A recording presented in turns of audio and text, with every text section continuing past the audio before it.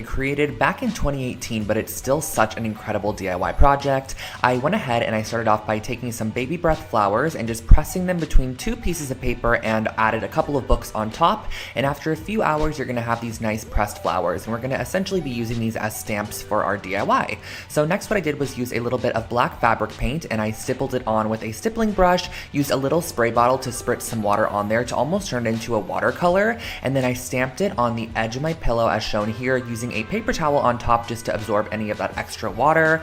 So as you can see, as you stamp it down, it creates this nice kind of watercolor stamped effect, and I created this all the way around the entire exterior of the pillow, making sure to kind of create a circular shape as I went with it, because in the end I wanted to go back with a paintbrush and some watered down paint to add an initial. This is actually based off of a pillow I saw on Anthropology that had an initial on it, and I thought it was super cute, so I wanted to create my own, and that's how this one turned out.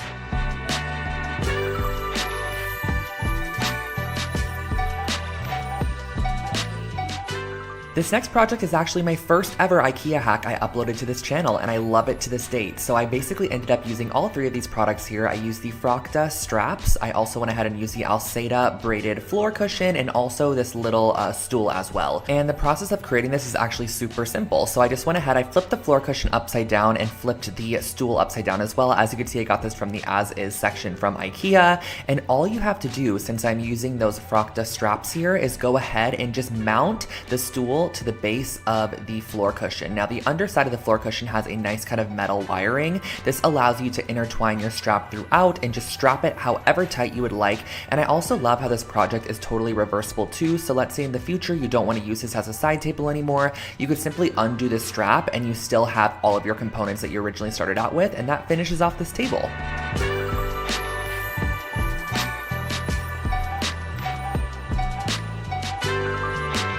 Here we have one of my first ever macrame project I created on this channel, and this is kind of like a faux macrame because you get the look of macrame without actually having to put in all the work needed. So I actually started off with this metal pot here. I believe I got this at Joann Fabric, and some macrame cord also from Joann's. So what I wanted to do is first start off by creating a ring that would kind of go along the top rim of the pot, and we're going to be creating our macrame based off of this ring here. So cutting a couple of yards of macrame cording, you're going to need 2 strands per section, fold them in half, and you're going to create a lark's head knot over that ring that you initially created to hold your pot, and you're going to want to apply these at 4 different points on your ring there. So as you can see, we have 4 different sections applied, and now you're going to want to start the macrame process. So grab 2 strands and place them in the center, and you're going to use your right strand, go over the top of your 2 center strands. Your left strand's going to go over the top of your right's tail, underneath and up through the loop. This is going to be a very, very repetitive process, but this is why I kind of call it a faux macrame, because there's no need to really connect different strands and get kind of confused as you're going on with the process.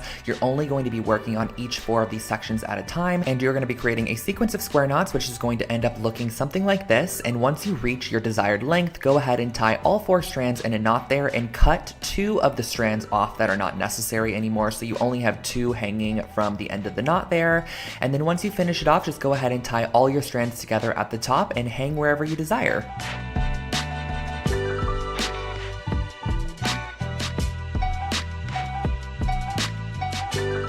I'm a huge fan of taking Polaroid photos, but I never really know how to display them, so I figured we can create this really fun interchangeable Polaroid display. So I went ahead and used this wood sign and a couple of these bags here to create this. So the wood sign is from Michael's Craft Store. I went ahead and painted it white to start, but you could stain this, you could paint it black, however you want to go along with it. And then at the top, I went ahead and screwed in one of these little hooks here, which are traditionally used for picture hanging or hanging plants from your ceiling. And then I went ahead and grabbed my 3x4 inch bags, punched a hole in the top there, and you can slide your Polaroids inside, which really allows you to interchange them and kind of display them as you would like to. You can also add a ton of bags to this. You can have like 10 to 15 bags hanging from the hook that have lots of different Polaroids on them, so you can kind of flip through them and see all of your memories in one location.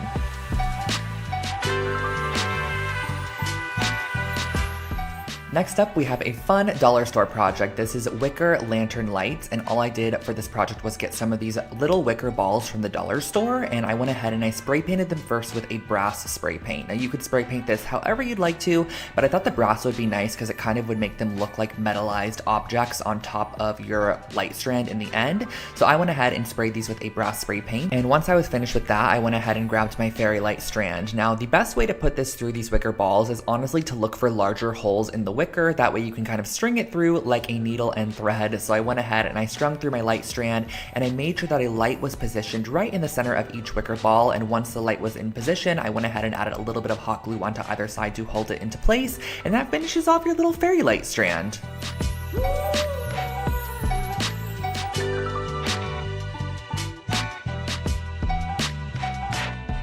I have created so many throw blankets over the years, but this was an IKEA hack that I really love. It's so simple and easy to transform any blanket. So I went ahead and started off with a simple knitted blanket from IKEA, and I also got some chunky yarn and a large yarn needle as well. This just makes the process so much easier.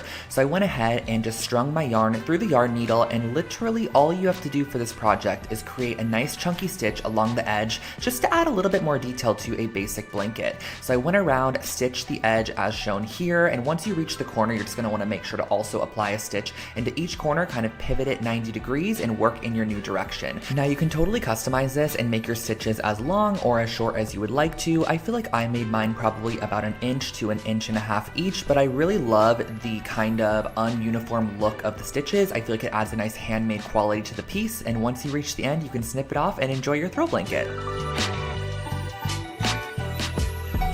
Here is a wall art project that is, again, totally customizable and extremely simple. So if you need something quick and easy, this one is for you. I started off with a couple of metal rings. Now you just want 2 varying sizes for this project, and I gave them a nice coat of black spray paint. But again, this is totally customizable, so you can spray it whatever color or metal finish you want to. Now I went ahead and I did a little lark's head knot of the gray yarn at the top there and just tied a little loop. This is going to be the top of our wall hanging where we are going to be hanging it on the nail. And the next step is going to be very simple. Just cutting a couple pieces of your yarn to about 1 yard in length, folding it in half, and just looping it on the larger of the 2 rings. This is a very repetitive process of just looping the yarn onto each of the rings, letting it kind of cascade and waterfall over the top of each other to create a little layered wall hanging. So once you reach the end, I just created a blunt cut with those pieces. I feel like it gives it a little bit of a cleaner look, and on the ring that is smaller, I'm going to be applying this gray yarn to it. So doing the same exact methodology, just cutting it at the bottom to create a nice blunt cut, looping them on, layering it up, and that finishes off this wall hanging.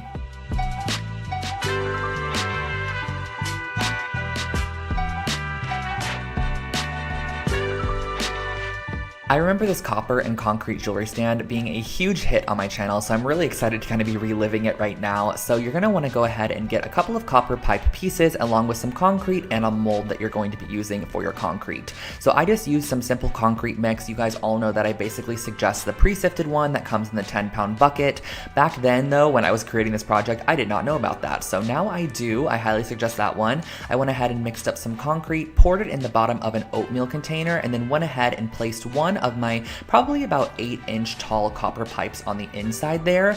You're going to want to go ahead and let that dry fully overnight so you have a nice base for your jewelry stand. The great thing about concrete is it's pretty heavy, so it's going to weight it down and allow you to apply really whatever you want to the stand. So I'm going to go ahead and just use E6000 to kind of conjoin the copper pipes together, but I went ahead and kind of placed this little T-shaped joint right there, and then I also added some E6000 on the inside to place in one of my copper pipes as well, which is going to be the crossbar. Just let this cure for a couple of hours to the next day, and that finishes off your jewelry stand.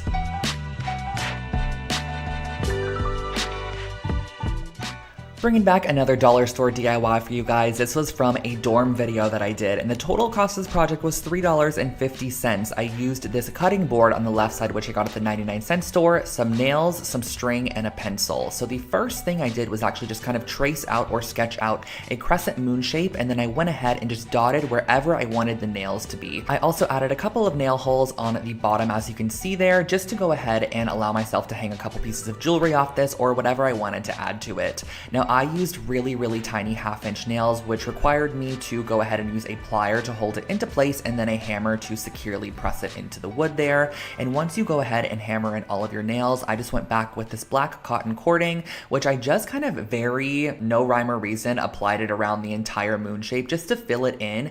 I also went around the edge to give it kind of a nice clean finish, as you can see here, looping it around every single nail. This is just going to kind of finish it off and give the piece an outline. I just like the way that this looks a little bit more than when it is unfinished, and that really finishes off your jewelry hanger.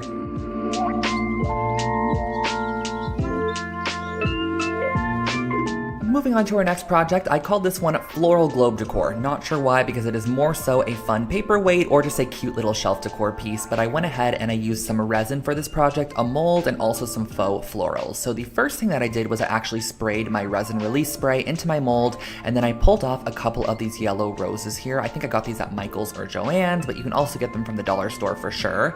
So I pulled off a couple of those along with the leaves, and then you're going to want to mix up your resin. So the resin is super simple. It is equal parts of the resin and equal parts of the hardener. Just make sure to stir each one individually for about 2 minutes each, and then mix them together and stir for about 2 minutes as well. So as you can see here, I'm just mixing it up, making sure it's nice and incorporated, and then you're gonna go ahead and mix them together. So just pour one of the cups into the other one. The resin is now going to start its process of chemical reaction, I guess you could say, and you're going to pour that into your mold there.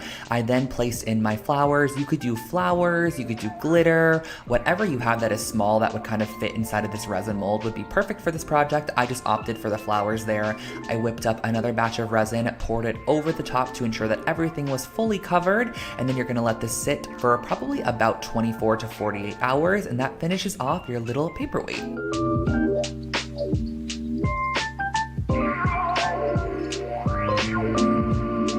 I remember this piece of decor like it was yesterday. This I had in my room for so many years and I loved it so much. It's a little hello framed decor piece, and all I used for this project was some yarn, a little frame, some fabric glue, and some canvas. So I first started off by taking my frame here and I glued it down to my duck canvas. Now this frame was, I believe, from Michael's at the time in their little like finished home decor section, but I got it on sale. I thought it was really cute, so I filled it with the canvas, tacked it down with a little bit of fabric glue, or you can use hot glue, and just cut away all that excess once you feel like it is nice and adhered on there. And next what we're going to go ahead and do is use a pencil to kind of map out the word that we're going to do. I just wanted to do the word hello because I have an obsession with writing that word. I don't know why, I just absolutely love writing out the word hello. So I opted for this mustard yellow yarn because yellow is one of my favorite colors, and I used a little bit of hot glue to adhere down the yarn in the loopy cursive font that I chose, which was my own handwriting. I don't know where I was going with that, but I went ahead and I glued it down in this nice little cursive font, and I just love the way it turned out. It just made me happy every single day I looked at this piece, and you can again totally customize this to have whatever word you want on the inside. It turned out really cute.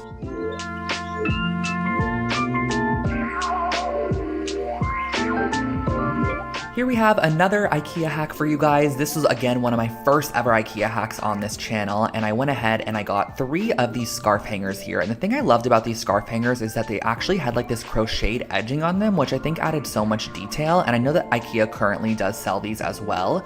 But what I wanted to start off by doing was actually cutting off the little top hanger portion. And every single piece on this is just stitched together with a little bit of thread. So it's very easy to snip that thread and kind of detach the rings if you need to. But I wanted to go ahead and detach the hanging portion and then reattach with a little bit of thread all of the rings together. So I went ahead and I attached 3 sections of this scarf hanger together with a little bit of thread, just doing a couple of stitches between each of them, and you're going to be repeating this process until you have all of your scarf hangers connected. This is so super simple and easy. Just kind of catch the thread, tie it in a good knot, and that really finishes off the process. You can go ahead and hang this on the wall and decorate with some cute little clothespins or little hooks if you have them. I just use this as a cute little inspo board at the time, and I love the way that it ended up turning out.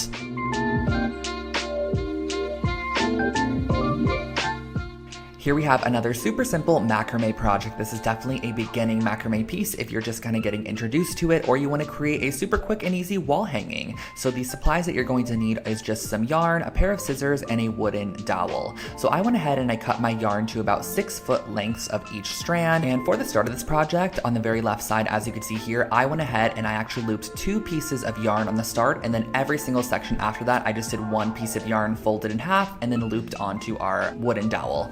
So moving on from there, you're going to be creating, again, more square knots. This project only requires square knots, so it is very, very simple. A square knot is left over right and then right over left, and you're going to be doing this all the way down with the neighboring strand. So you're going to be grabbing a strand from one side, the strand from the neighboring one, and tying them together, and it's going to cascade downwards into a triangle shape until you reach the very end. So I went ahead and just repeated the process all the way down. You can actually go in and swap colors if you'd like to. too. And I also think it would be fun to go in with macrame cording instead of yarn, to use the macrame cord as the base of the project. And then once I was done, I went ahead and I hung it on the wall, and I used a pair of scissors to just trim away the excess yarn into an arrow shape. I feel like this really gives this piece a little bit more shape and overall a little bit more interest.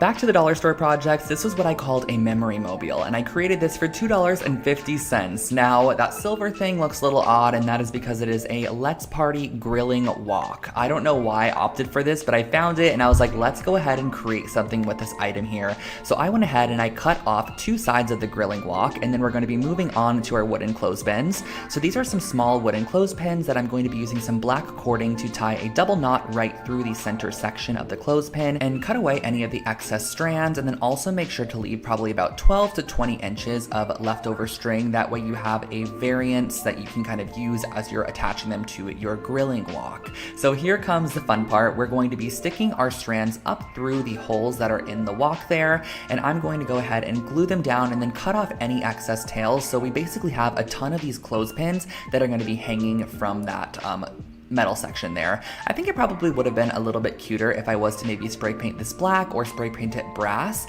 but I went ahead and I tied a strand at the top there, which is going to be our hanger. You can clip all of your memories or mementos here, and it just creates a fun little mobile.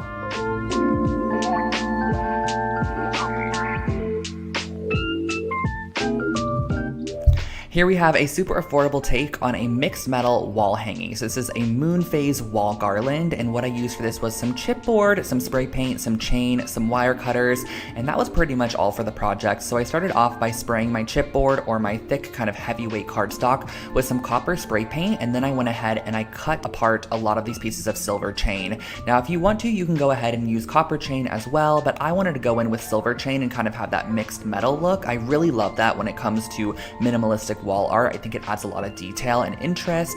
So I went ahead and I cut those apart, and I actually just hot glued those on to the chain, which I would never do nowadays. I would definitely use a jump ring if I was to recreate this project, but I think back then I didn't have jump rings, and honestly this was going to be a super lightweight project in the end, so I knew the hot glue was going to hold for sure. And I think the varying lengths of silver chain across this piece kind of give a lot of detail. If you had everything at the same level, it honestly in the end would kind of just look a little bit boring. So I love mixing up the lengths of chain for those vertical sections to make sure that the moons are kind of hanging at different levels once you actually hang it up on the wall.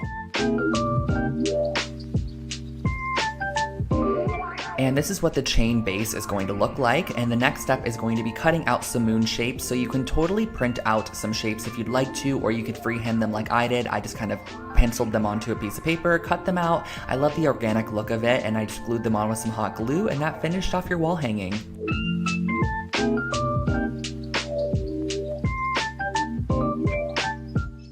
I personally love a good hanging planter, and I also love concrete, so this project is basically the best of both worlds for me. So I started off by mixing up my concrete mix with a little bit of water here. You're going to want this to kind of basically be the consistency of like a pancake batter. As you can see here, this one is a little bit thicker, but that totally works as well. And the mold that I'm going to be using is actually just a simple little, I guess, clear solo cup. And then in the middle there, I'm applying a Dixie cup, and I'm pressing it down on the inside. Next, what I'm doing is grabbing some hemp cording or whatever string you want the hanging planter to be hanging from, and you're going to tie knots onto the ends of them. The knots are basically going to be like extra support, so once we press this down into the concrete, the knot is kind of going to be covered in cement and allow it to not be pulled out. If it's just a string, you could imagine kind of being able to pull the string right out, but that knot is just like an extra reinforcement. So you're going to want to go ahead and let that dry overnight or until it is nice and cured, and then pull off your plastic cup in the end and remove the Dixie cup on the inside. Now you can go ahead with a sand file or whatever you have, some sandpaper, a nail file. I mix those words together to make sand file to sand away any excess concrete. Tie your strings into a loop at the top, and that finishes off your concrete planter. Now this next project is actually one that was inspired by anthropology. I bought a wall hook a while back, and so many people were like, can you please like recreate this on your channel? And so I did. I basically found this wooden wall hook blank from Michael's or Joann's, some craft store, and I ended up spraying it with my brass spray paint so it had the similar brass look to the anthropology piece. And then I went ahead and Googled the constellation for Leo. That is what I personally am, but you can totally change this up for your own star sign. I just did Leo for myself, and then I went in with a little bit of black acrylic paint and just dotted this on wherever the stars were in that constellation. And then I connected them with some lines and just kind of cursively wrote Leo at the bottom. I guess it's kind of lucky that I'm a Leo because I didn't have to write that much. And then around the edge, I went ahead and I just did a little dotted kind of pattern just to add a little bit more detail, and that finishes off your wall hook. This brass mirror here is one of my favorite DIYs I've ever created. I've actually done a couple different versions of it on my channel throughout the years, and it's just such a fun project to create. So all you're gonna need for this is actually some artificial flowers and a mirror of choice. So these artificial flowers are just from a craft shop. You can get them at the Dollar Tree or Joann's, Michael's, wherever you wanna get them from.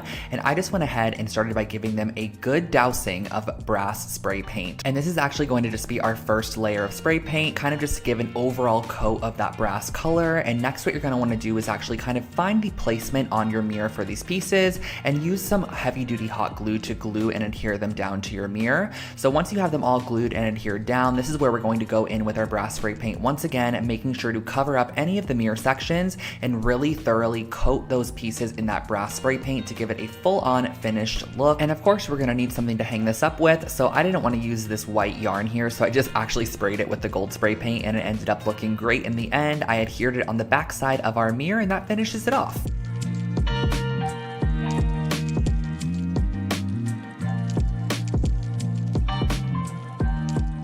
I'm sure we've all seen these mesh trash bins at the dollar store, at Walmart, at Target, wherever it might be, but they're always not the cutest. So I want to share with you guys how you can add just a little bit of faux leather to this piece to make it more rustic and overall just cuter in the end. So the first thing that I did was I went ahead and I marked 3-inch wide sections and then drew a line to create a 3-inch wide strip that I could then cut with my scissors, because we are going to then go ahead and fold over those raw edges into the middle. So we're going to be ending up with a 1.5-inch wide strip of this leather material. So you're going to want to do this, that way you have nice clean edges on the front there. And then on the front side of your wastebasket, using a generous amount of hot glue, you're going to be applying your faux leather material and then creating kind of a little loopy handle at the top, which again is just for visual interest. There's no like rhyme or reason to this piece. And then I cut off the excess at the bottom there and went in with a little bit of white embroidery floss. I probably should have done this with like some jute cording or something just to match the vibe a little bit better, but I think it turned out cute nonetheless. So I went in and I just added a little X shape to secure the leather in place a little bit more, but also add a bit of detail to that edge there. I think this adds a nice touch. Tie it off on the back side, repeat on the opposite side, and that finishes off this basket.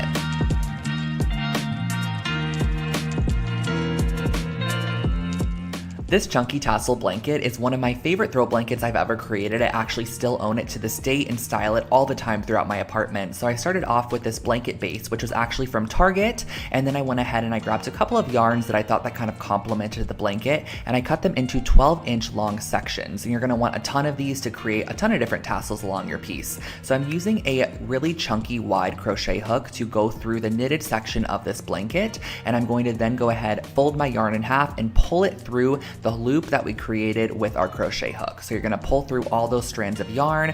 Once all 3 of them are pulled through, you're going to then go ahead and pull the tails through that loop, and that finishes off your first tassel. Now to determine kind of the pattern you wanna go with or where you want to apply your tassels, you can map it out first if you'd like to, but I just went ahead and did chunks all around the blanket, making sure that I had kind of like an even spaced amount of chunks of different colors of yarn that just add pattern, texture, and dimension to the piece. You can also just go around the edge and do like a tasseled edge if you want to, but I just wanted to mix up the yarn, so I did a variant of white yarn. I also added in some that had these gray kind of flecks throughout it, and then the end I just created these little tassel sections on the blanket, which just kind of give a little bit of detail.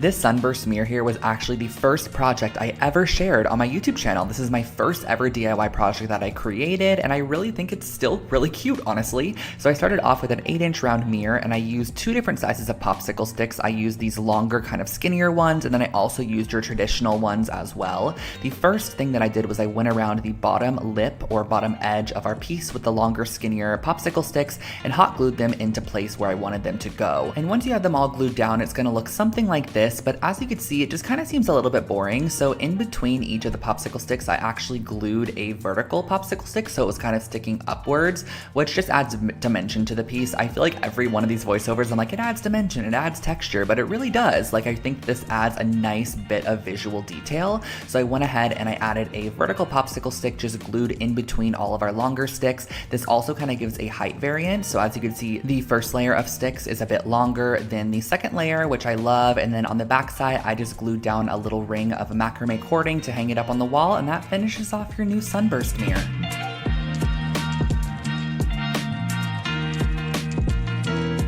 Creating a concrete coaster set is actually extremely affordable and not as hard as it looks. All you're going to need is a couple of solo cups, some concrete mix, some water, and a hot glue gun. So the first thing that we're going to be doing is actually cutting the top rims off of our solo cups and creating our very own mold. And I'm going to be gluing down the top of our solo cups to the notebook cover there. So we're basically creating our very own mold. So next what I wanted to do was mix up the concrete and pour it into the mold that we created. So you're just going to tap that in, making sure that you added enough hot glue around the perimeter of your mold to where the concrete will not seep out at all. Let that cure overnight, and once it is fully cured, you could basically demold your new set of coasters by pulling off that notebook cover, and this is what they end up looking like. You could sand the edges with a nail file or a little bit of sandpaper to give them a nice finish, and that's the finished project.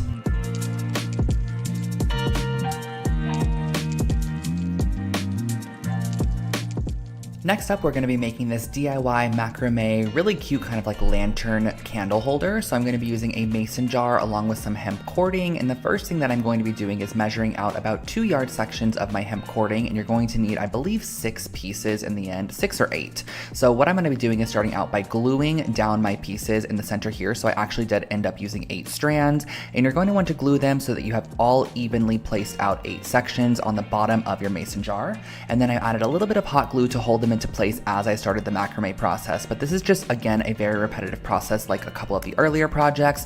We are creating a collection of square knots where we grab the neighboring strand and we connect it to a knot that was neighboring it as well. And you're just going to be repeating this process until you reach the top rim of the jar. So I just kind of work in a circle and create a knot, as you can see here, twist it, move on to our next side, create a knot, twist it, move on to our next side, create a knot. And as you keep creating these knots, it's going to get tighter and tighter up towards the top, which is what you're going to want so that it kind of forms around your mason jar shape. So as you can see here, getting closer to the top here, it really creates a nice nautical vibe. It almost gives like a fishnet look to the piece, and this is what it ended up looking like in the end. You can tie off your strands, you can turn it into a hanging planter if you want to and leave them long, or glue them as I did and just pop a candle inside as a candle holder.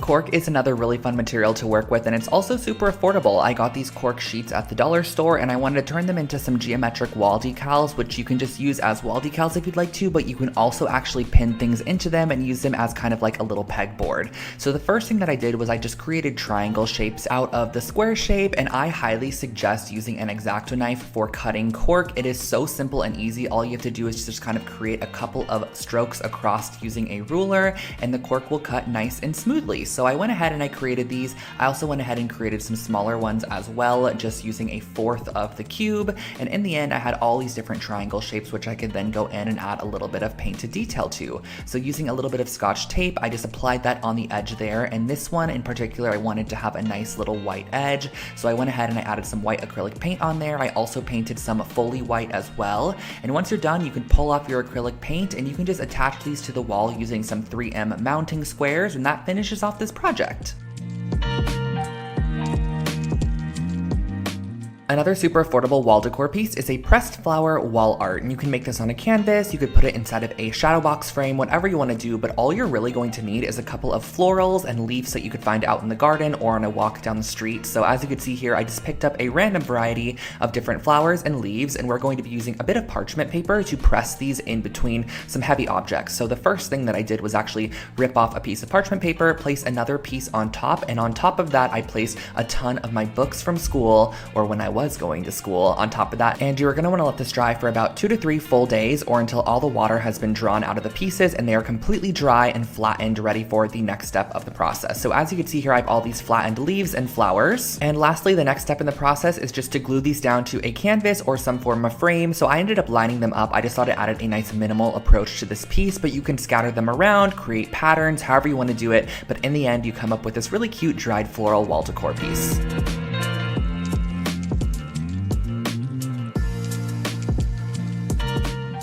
Whenever I create these IKEA rugs here on the channel, you guys always love them so much, and this is going to be one of the designs that I've done. I believe I've done about 3 to 4 of them, but I'm using the Lohals rug, which is basically a jute knotted rug from IKEA, and I'm also going to be using some masking tape to mask off any sections that I want to apply the spray paint to. So as you can see here, I applied 2 borders that ran horizontally, and then I applied a ton of vertical strips, and each one of these vertical strips took up about 2 different knots. So I kind of used my knots as measurement, and my masking tape that I used, which I believe was about 1 inch wide, ended up covering 2 full knots, so I was able to kind of measure out as I went, and then I went ahead and applied on my paint here. So I'm just using a regular white acrylic paint. Now, since I've actually created a couple of these rugs since this project was created, I highly suggest using spray paint as opposed to just acrylic paint. Honestly, it is so much easier. You can just spray right over the top of your masked area, wait for it to dry, peel it off. I also feel like the paint goes on so much more opaque as well, and if you do this process, you could apply a clear coat on top to lock it in.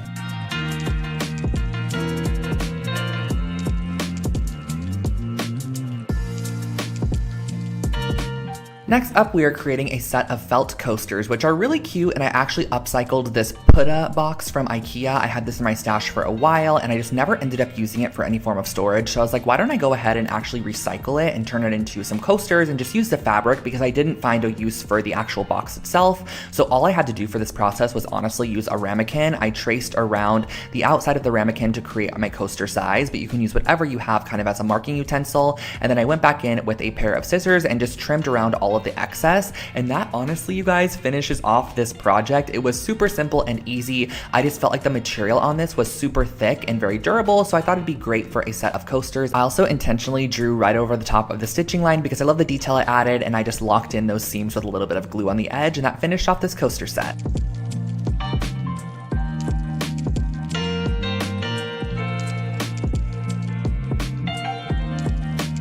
This project here, you guys, really takes me back because this was such an old DIY that I created, but honestly, it's still such a cute concept, and you can totally use this on really anything that is glass and kind of create a frosted glass look. So the first thing that I actually did was just grab some regular old printer paper, and I'm going to be cutting out some triangle shapes, which are going to be our masks. So I cut a 2-inch wide strip of paper, and from that paper, I went ahead and freehand cut a couple of triangles. I just like the organic shape of a freehand cut triangle as opposed to measuring them all out. I think it kind of adds a little bit more of a boho element to this piece, and I went ahead and I actually adhered these down with just some water-based glue, just an Elmer's glue stick, because it's super easy to remove from glass. It's kind of just a temporary fixation at the moment. And then what I went ahead and did was actually spray on top of it a coat of sea glass spray paint, and as you can see, when you go ahead and remove those masked triangle sections, it reveals the shiny clean glass underneath, and you have a frosted glass over top, which overall gives you this kind of nice embossed etched look.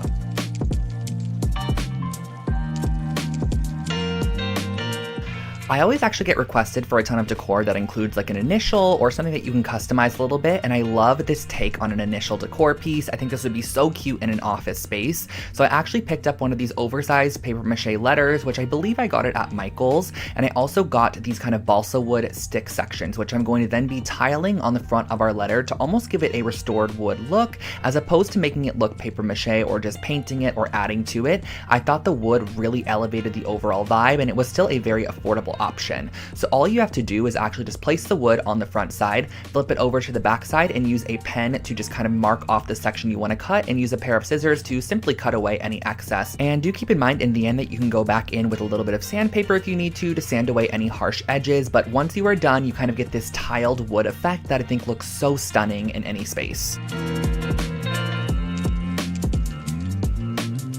For our next project, I really wanted to create a functional DIY with supplies that I already had in my stash, so I ended up opting for using a coat hanger from IKEA, one of the wooden ones, and some thick gauge brass aluminum wire. Now this wire is super easy to bend, so all that I had to do to start was just kind of wrap it around very haphazardly. There is no rhyme or reason to this at all, and as you want to add a hook to your piece, all you're going to do is kind of create a stick section that comes off of your coat hanger, as you can see here. I bent it in half at the end and then brought it back up to the start where I'm able to then continue down the length of my coat hanger. So as you're wrapping this around your coat hanger, I just did it very organically. There was no rhyme or reason to this in any way, and as I wanted to add a hook again, I went ahead, I created my hook section by bending the wire in half, bringing it back up to create a little hook shape, and then I went ahead and I sprayed the top with a little bit of brass spray paint, and that finished off this project.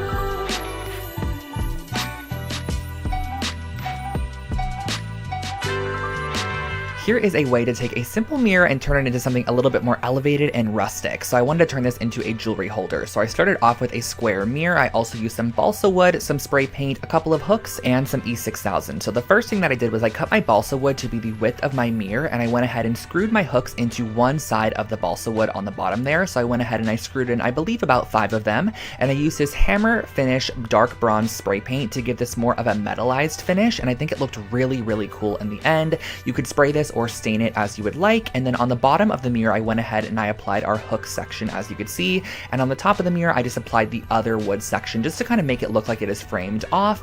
And on the back side you're going to want to also allow it to be hung up, so I used a little bit of chain that I had in my stash. I used E6000 to adhere it down. Once it was fully dry, you could hang this up and store your jewelry.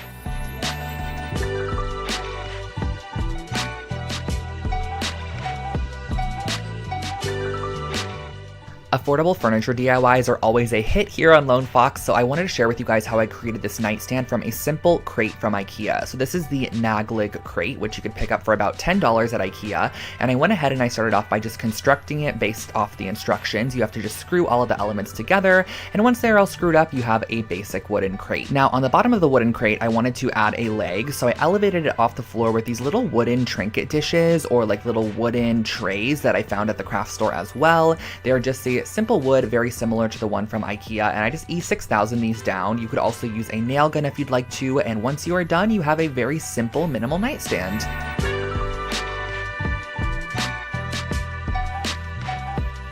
This next piece of decor is a great way to add more of your accent color throughout your space because it's totally customizable. You can select the colors of yarn you want to go for, and the first thing that you're going to want to do is actually tie a piece of yarn across the bottom side of this ring here. This is going to be where all of our other yarn sections are going to be hanging off of, and I suggest starting from the bottom. That way you can build up and layer your yarns as needed. So all we're doing here is a simple lark's head knot by cutting a little bit of yarn, probably about 6 inches long, because you could trim it after if needed, and attaching it to the yarn piece that we added on originally. So I just varied up my yarn a little bit. I did a little bit of the white fleck and also the yellow on the first section, and then here on the second section I opted for this twisted yarn that had yellow and white in it. I added a little bit of blue, and then on the third section at the top I just filled it in with a couple more colors. So once you are completely done, it'll look something like this. You could trim off the excess, and here's your decor piece.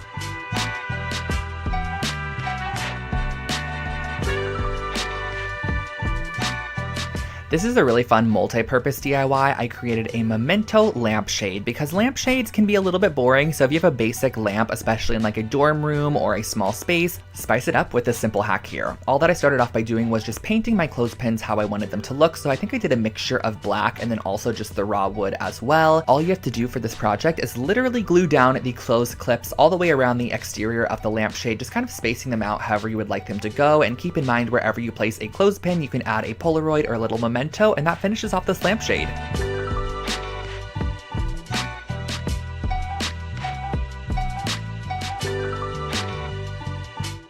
It's actually really fun redoing these voiceovers because I forget how many fun projects I could recreate currently that I would love to have in my apartment, such as this wool magazine holder. These are super affordable. All I did was I picked up this gray toned felt from the craft store. Each felt sheet cost under 50 cents, and I cut it in half to start. Then what you're going to want to do is actually fold it into thirds like this. That way you have nice clean edges on the front side and it doesn't have any cut edges. I ended up using some Fabri-Tac adhesive to glue it down on a third of the piece. Then I added a little bit more adhesive on top of that, fold it over once more, and you have a nice tripled up felt piece, which you are going to want to make 2 of. And then once you have both, you're going to glue them together just about an inch on the bottom. Just glue these 2 strips together, let them dry. Once it is dry, use a push pin to secure it in the wall and place your magazine inside.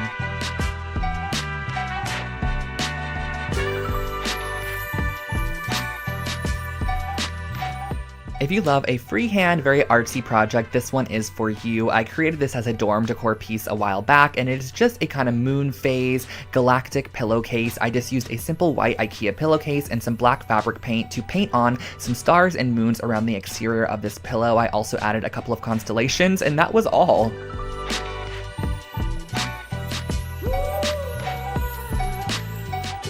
I still to this day create these reworked sweaters for Christmas gifts or birthday presents. All you're going to need is a couple of old sweaters. This is a Champion and also an Illinois sweater from H&M. And all I did for this project was just cut the sweaters directly in half down the middle. The great thing about this project as well is that you can actually get 2 finished sweaters from your 2 original sweaters. So it's not like you're scrapping any material at all. So what you're going to want to do is actually pin the right sides of your sweaters together down the front, and you're going to be sewing this up the entire front side using just a straight stitch. I suggest doing the triple straight stitch so you have a nice strong bond. I removed those pins, and on the back side you're going to put right sides together once again. Add a pin every couple of inches to hold the fabric together, add a nice straight stitch all the way throughout, and that finishes off your brand new reworked sweater.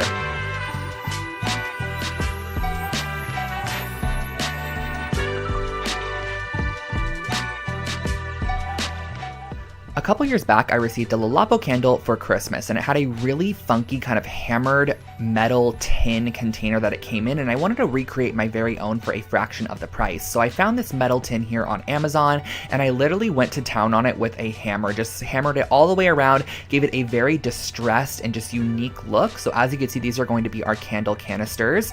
Now these candles here are a couple that I've had in my stash for a while, and I placed them right on top of a pan, just right over the heat. However, I would never do this to this day. I highly suggest getting a boiling pot that you can actually add some water inside of, adding about 2 to 3 inches of water, letting that boil, and then placing your candles inside and letting it slowly melt over time, kind of like a double boiler method. But once it is fully melted, you can go ahead and glue a new wick on the inside of your canister. And then once that is adhered inside, you can go ahead and pour your melted wax very carefully into your canister there. I actually poured both candles in here and mixed up the waxes, but you can totally do one style or create your very own scent with some essential oils, and that finishes off your hammered 10 candle.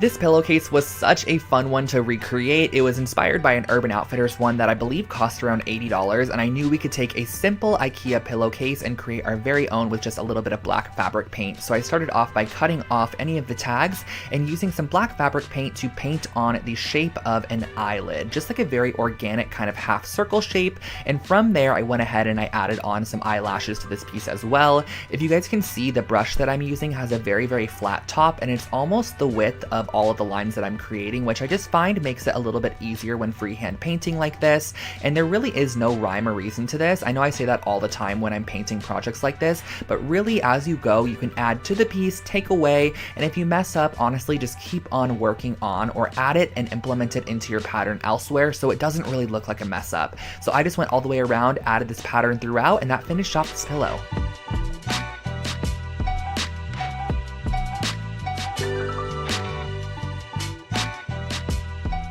Another oldie but goodie was this geometric wall hanging. I remember when these geometric shapes were super trendy in interior design, and if it totally matches your style currently, this is a project you should definitely recreate because it is super simple. But a humongous pointer I can give you for creating this project is to work on top of wax paper or parchment paper and just basically lay your sticks down and apply glue on top of them. That way you're not adhering everything together and having to wait for it to dry and it's sticking to your surface. Just work on top of a wax paper or parchment paper and it will easily be able to be removed. I also use the tip of my hot glue gun to kind of melt down any excess hot glue sections. So I created these 3 almost pinwheel style shapes and I attached them together using a little bit of yarn. You're just going to use about 8 inches of yarn between each section to attach them together. Once you reach the end, just tie a little loop at the top that you can hang it off with, and that finishes off your brand new wooden geometric wall decor hanging.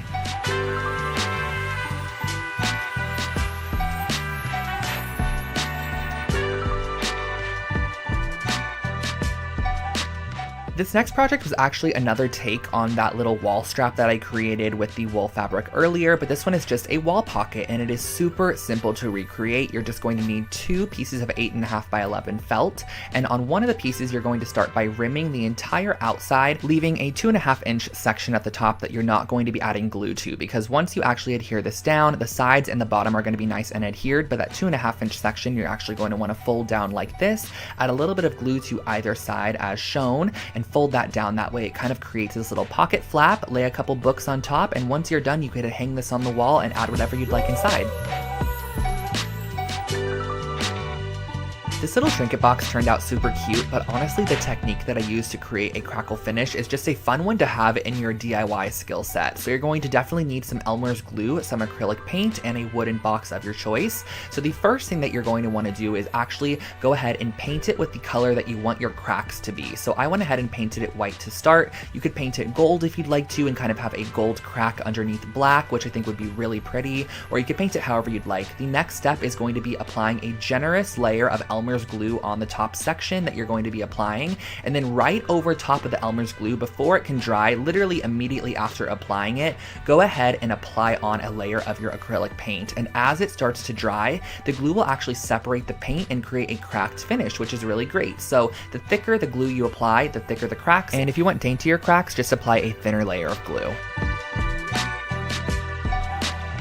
Here's a fun DIY on how to turn your basic pillowcases into these gradient dyed pillowcases. You're just going to need some RIT dye. I use the powder form, a couple of cups, a paintbrush, and your pillowcases. So the first thing that I started off by doing was adding the same amount of water into each cup, and I did use warm water. And next what I did was I actually varied the amount of dye pigment that I applied to each cup. So the first cup I added 1 teaspoon, the second cup I added 2 teaspoons, the third cup I added 3 teaspoons, and so on from there. That way we have an array of pigmentation. And I went ahead and I started off with my darkest color first because it's just easier to start darkest and go lighter. So I applied about a 2-inch strip of our darkest color and worked my way down to the lightest section, probably only applying water at the very end. So as you can see here, this is what the gradient dye is going to look like. Wash out the excess dye and style with a couple of cute throw pillows.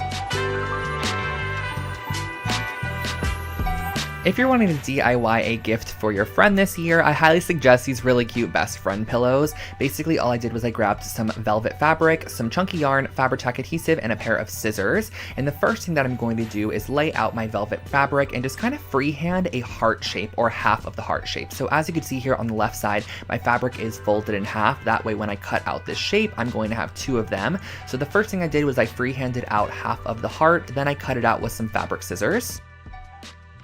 Next, what I did was I went ahead and I created a little crack down the center. You can totally make this a straight line if you want to, or you can kind of make it jagged like this. I thought it added a cute little element to the piece, and you're going to need 2 pieces for the left side and 2 pieces for the right side. And once you have those cut out, just make sure that you're pinning the right sides of the fabric together, or pinning the sides of the fabric that you want to show on the outside sandwiched together, and then go ahead and sew the outside of this and leave about a 3-inch section opening. That way you can fill it up with your polyfill or your recycled materials, whatever you want to put inside to fill up your pillow there. So as you can see, once they are both completed, they're going to look something like this. But I did have to add the little best friend detail on the front there, so I just used my Fabri-Tac adhesive and just freehand wrote out best friends, and it kind of cascades across both pillows because once you put them together, you're going to be able to read the full message. But I love the idea of having both of them kind of separated, but you still understand what it says, and that finishes off this pillow.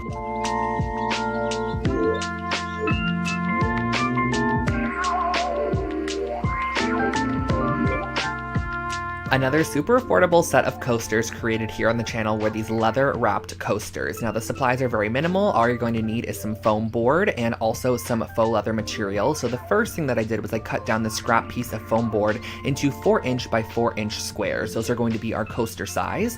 Next, once you have those cut out, you're going to go ahead and just cut out a piece of your vinyl leather or your faux leather and cut it out with about 1 inch to spare on all the edges. That way you can go ahead and apply your E6000 adhesive on the bottom side, press it it onto your faux leather material, and then you're going to press that down just as shown here.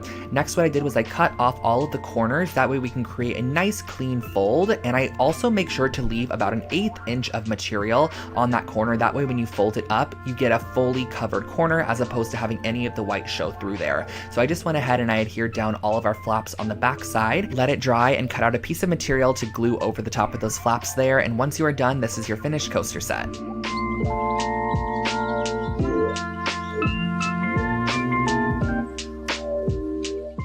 This eucalyptus wall decor is a great way to add a minimal touch to your space. It adds a little bit of greenery, but also a fresh scent of eucalyptus. So all I did was I actually went ahead and I purchased a fresh sprig of eucalyptus from the grocery store, and I'm going to go ahead and just cut off a couple pieces that I like as seen here, and then I'm going to be wrapping around the top of them with a piece of string just to kind of finish off the edge and give it a more polished look for our wall hanging. Tie off your string at the end and leave probably about 2 to 3 feet of excess string. That way you can vary the lengths as you apply it to our wooden dowel a little bit later. So just go ahead and tie these off onto all of your pieces of eucalyptus that you want to add. I believe I did an odd number of about 7 pieces. So once you have all of your eucalyptus all strung up and ready to go, we can start applying this to our wooden dowel. And when it came to constructing the final piece, I just went ahead and made sure that all my eucalyptus pieces were hanging at different lengths, so it just added a little bit more visual interest and not everything was at the same exact level. So I just double knotted these onto my wooden dowel all the way down, making sure they were nicely secured. And once you have them all attached, you can hang it on your wall, and that finishes off your eucalyptus wall hanging.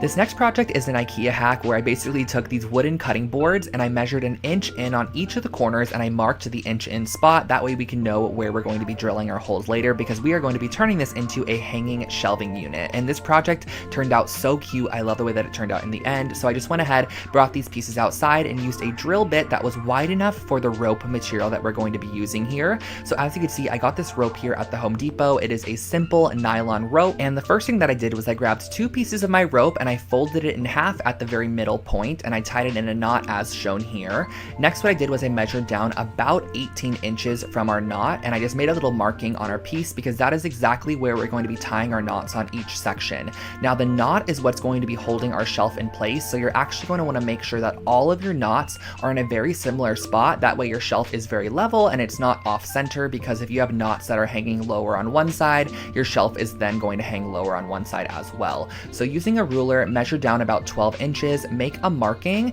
and just make sure that you tie your knot in the same spot once again. The great thing about this project is you can totally adjust the knots as needed. They're not anything that is super tight, and once the shelf actually sits on top of the knot, it kind of tightens itself naturally. You can hang this up and enjoy your new hanging shelf.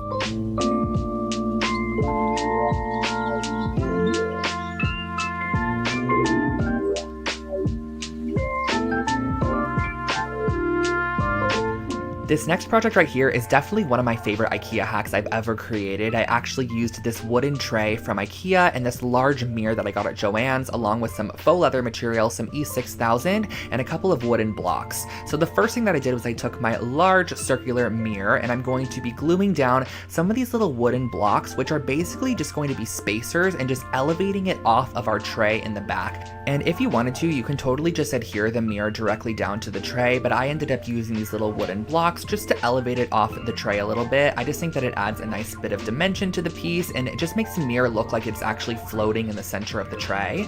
And next, what I did was I grabbed this faux leather material and I'm cutting out a 3-inch wide section.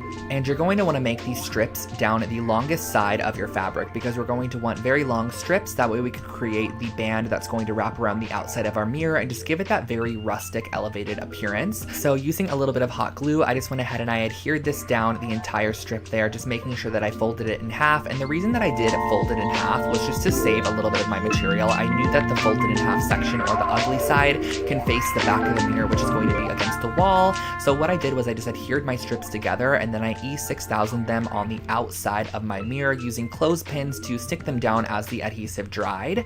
Now what we're going to be doing towards the top here is creating this little section, which is kind of like a triangle, and you're going to want to adhere these 2 strips together there, place a book on top, let it dry, and once it is dry you can hang it on the wall.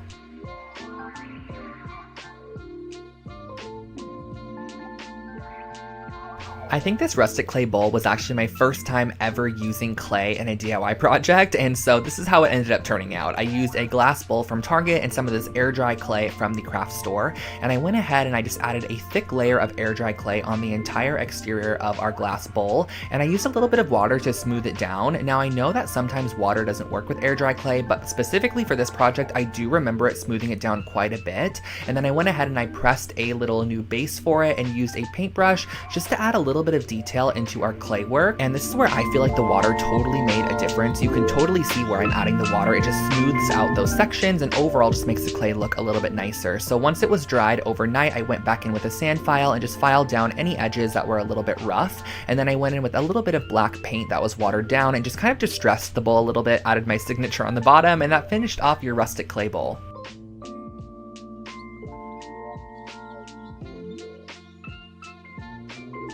As many of you guys know, I love making throw pillows here on the channel, so here is a geometric yarn pillow that's really fun to recreate. I just used one of the Vigdis pillow bases, some white yarn, some Fabri-Tac adhesive, and some scissors. So all I started off by doing was grabbing a ruler and just kind of creating a couple of geometric shapes on the front side of this pillow. These shapes are kind of just going to act as a basis for our geometric yarn designs that we're going to be creating on top there. So as you can see, for the first one here, I actually cut every single individual piece of yarn all the way across, but as I worked on this pillow a little bit more, I realized that I can just make the yarn kind of loop back and forth, and I was going to be creating a border on it, as you can see here, with a little bit of yarn in the end, so I knew that those would be covered. So I just went ahead and I created these little sections on the front of the pillow, filled them in with yarn, and once they were done, it just reminded me of a piece you would see at Target.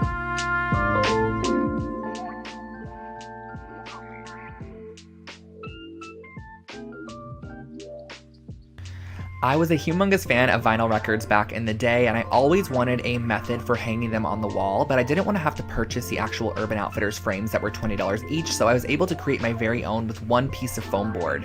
So the first thing that you're going to want to do is go ahead and cut out 2 pieces of your foam board that are 2 inches wider or 2 inches bigger than your vinyl record itself. So I have 2 pieces here. I cut out a square on the inside of one of the pieces as well to act as the frame.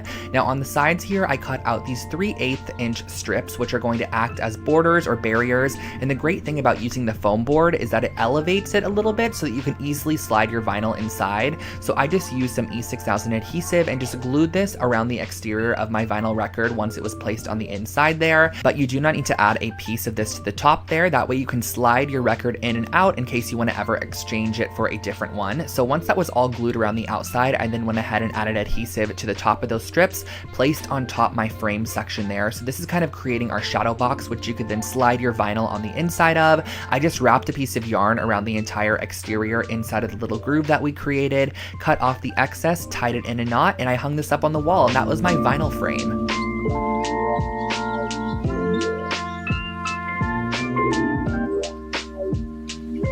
This next wall art piece was actually inspired by a piece I saw on Anthropologie's website, but it was $600, so I opted to create my very own piece using this $30 gold frame from Target. I took out the paper on the inside and traced it onto a piece of heavy-duty watercolor paper, and I'm just cutting that out there, and I'm going to start by using this golden paint in the color Carbon Black and mixing it with a little bit of water to create my very own watercolor. Next up, using a very thick watercolor brush, I'm kind of just going to start tracing out a couple of loopy shapes on the right side of this piece of paper and drag it over, following my reference photo to create a couple of other lines as well. This is definitely a super abstract piece of artwork, so there is no rhyme or reason to this piece whatsoever. And I did also go ahead and darken up some of those sections using the paint just right out of the tube, and once I was done with it, I let it dry, popped it back in the frame, and that finished off this wall art piece.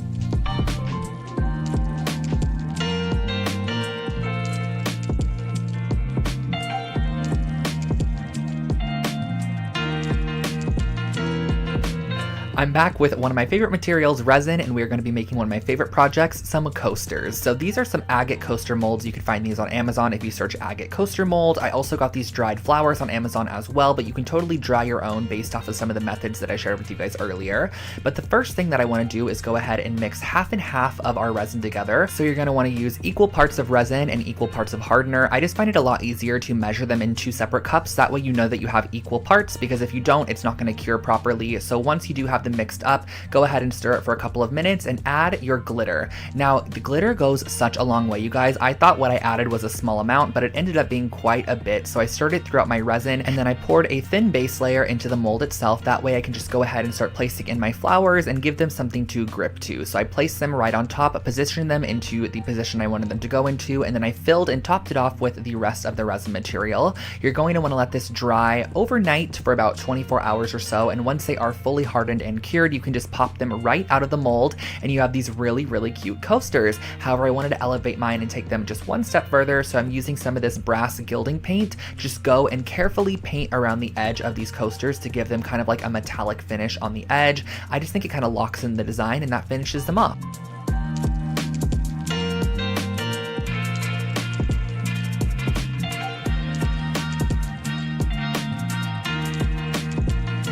This is probably one of my favorite dollar store projects I've ever created, and I ended up finding a ton of these little canvases in different sizes and also some assorted faux florals at the dollar store, and I pulled them off of the stem. We're going to be doing a very similar method to that gold brass mirror that we created earlier, but we're going to turn this one into a really cute wall hanging. So the first thing I did was I grabbed all my florals from the Dollar Tree, brought them outside, and just gave them a coat of brass spray paint just to kind of get the actual coating process going. We're going to be able to go back in later and really finish it off, but for now we're going to be using the brass spray paint. The next thing that I did was I went in and I added gold paint to the back side of all of my canvases, and I love how it goes over the top of the staple. It really makes it look welded. Next, moving on, we're going to be applying the first set of florals to our wooden dowel. Now from this wooden dowel, our little canvases are going to hang, so this is going to be kind of like the most focal point of the piece. I brought it back outside once all of our florals were attached to it and just sprayed any of those excess areas. And last but not least, you're just going to go ahead and use some string and apply on your canvases.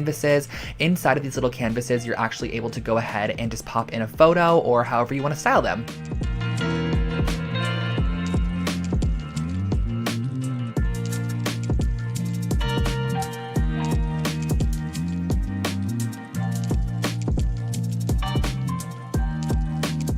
One of my most viewed videos on my channel is actually this IKEA hacks video where I turned this Trampa doormat from IKEA into a really cute, just customized doormat. So all you're going to actually need is some black paint and a paintbrush. And what I'm going to be doing is on the bottom left-hand corner, I'm going to be writing the word hello. So just kind of freehand writing this out. You can totally use block letters or a stencil to help you with this.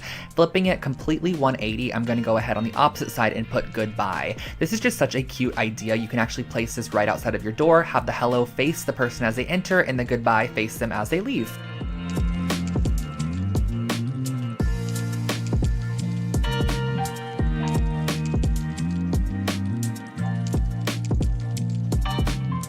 Of course, I had to include a little bit of DIY organization. So I picked up these little folder or paper holders. These are from IKEA. They're just made out of cardboard. And I wanted to transform these into kitchen organizers for my friend James's kitchen. So we ended up going ahead and using some navy blue paper, which matched the color scheme of the kitchen. And I went ahead and just kind of wrote on there what was going to be in each of them. And after I cut them out, I went ahead and added a little white border as well. This is totally optional. You can add it or not, but I just thought it added a cute little touch to the piece. And then all you have to do on the front side of your organizers is just glue them towards the top there, and that finishes off these organizers. They slip nicely into drawers and you can pull them out whenever you need any of the supplies that are on the inside of them.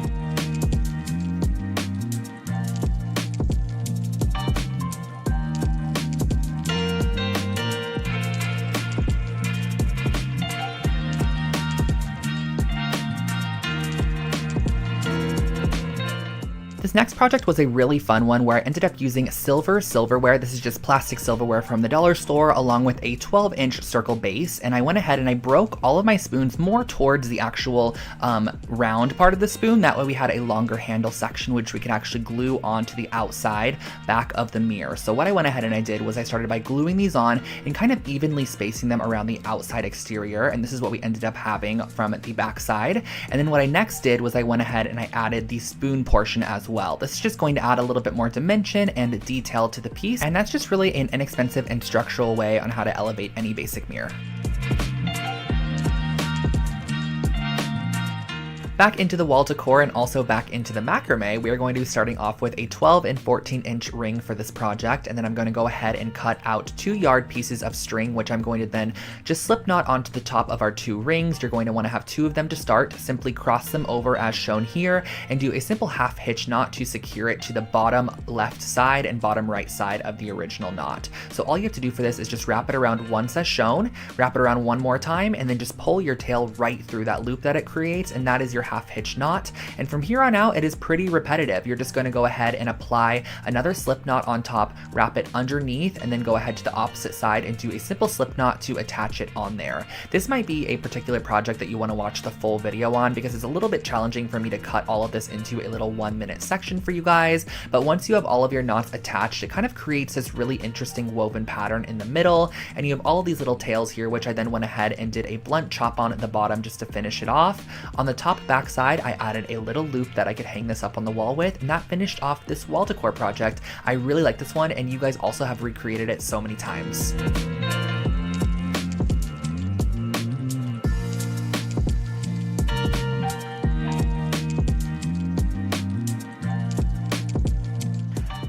Next, we are heading into some of the aesthetic DIYs that I've done on my channel. I absolutely love creating aesthetic DIY projects for you guys, and I do full videos where I take really trendy pieces and kind of turn them into DIY forms. So the first thing that I'm going to be doing is just rolling out a piece of clay into the shape of a face. I also went ahead and kind of pinched the edges upwards just to kind of give it a little bit of a lip on the edge, and then I rolled out these thin tubes of clay that I used to kind of decorate the face. So I went ahead and created this abstract eye shape that transcended down into a nose, added a couple of eyelashes, and of course we had to add a mouth as well. Once that was fully shaped and kind of in position, I went ahead and baked it in the oven for about 25 minutes or until it was nice and solid.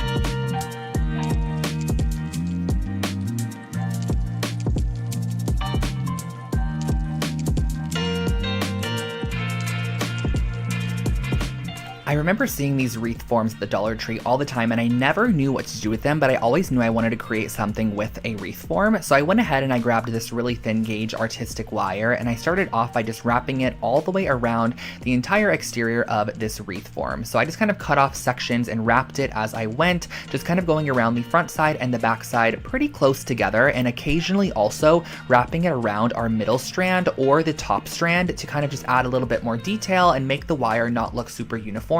So every now and then I would kind of just wrap it around the middle, or I'd wrap it around the top, and it just added a little bit more interest to the piece. So I went ahead and finished the entire round of this piece, and then I went ahead and grabbed some masking tape, and I kind of just placed it randomly every couple of inches around the frame there, and I went in with my gold spray paint thinking that once I removed it, it would be such a cool mixed metal design, and I just honestly didn't like it that much. So I actually went back with white spray paint and spray painted the full piece white and finished it off with some brass gilding paint around the entire outside edge and also the inner rim, and that finishes off your new picture frame.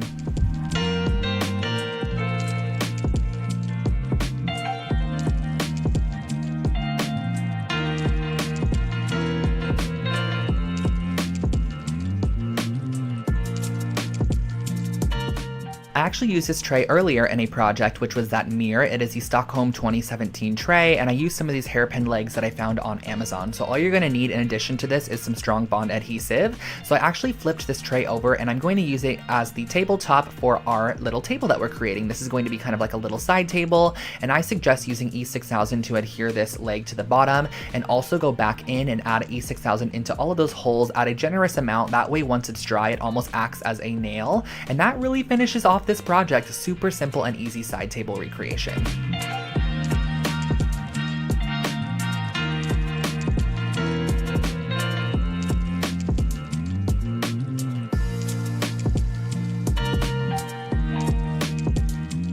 Now this is a super simple way how to create your very own kind of bar cart or little kitchen island section for a small apartment. So I went ahead and I picked up this Mulger little rolling unit, and I realized that I wanted to have it kind of have black accents along with the wood accents that it's originally made from. So I kind of mapped out where I wanted my black to be on top of this little reference drawing, and I also grabbed some of these hooks as well, along with some black spray paint. So I brought all the pieces outside that I wanted black, and I gave them a nice coat of the matte farmhouse black spray paint, which is my favorite color from from Rust-Oleum, and I did it on all of the sides. This was so satisfying to spray paint. I also went ahead and grabbed some of these little wooden trays, which I used on a former project as well. I used them as the legs once again, so just making sure to flip them in all directions and give them a nice generous coat of the black spray paint. And once they have fully dried, you can go ahead and reassemble your entire piece. What I did was I just went ahead and followed the instructions, reassembled it as is, and I just love the details of black. On the bottom of this piece, instead of using the rolling wheels, I actually went ahead and secured on those new legs and added a couple of hooks to the side, that way we could hang on a little cutting board. This was also from IKEA.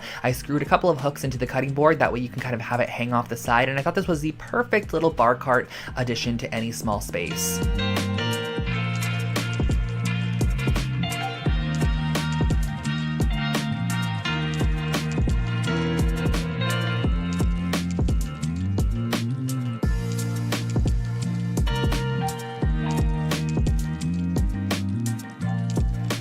For our next project, I wanted to share with you guys how to create your very own knobs using clay and also these really cute photo holders. So the first thing I did was I kind of created a chunky ball, and I just honestly inserted a screw on the inside, and this is going to be a knob for a dresser. I'm going to create a triangle shaped one as well. And then right here, I'm kind of just creating a disc and using a popsicle stick to create a slice down the center. This is going to be our little photo holder or memento holder. So you're going to want to go ahead and bake these, and once they come out of the oven, you could just simply paint them as you'd like. I use my brass gilding paint on the round knob to kind of give it a hammered look, and then on the smaller one I painted it pink, added some white details to give it that ceramic vibe, and last but not least I just left the actual picture holder completely raw.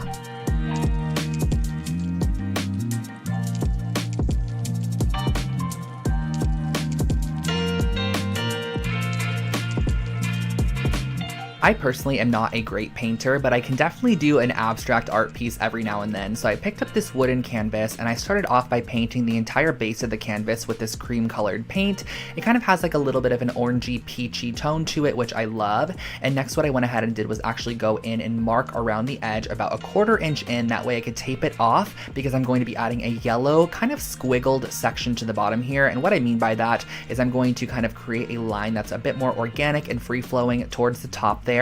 This is kind of emulated off of a mid-century art piece that I've seen. So on the left side, I'm using some black dots to kind of just create a abstract pattern. And then on the right side, I'm filling in all the blank space with some lines. Now on the far left side, I kind of messed up here. I did too many of those dots. So I just went back in and kind of just covered them up with our original cream colored paint. And that finishes off your wall art.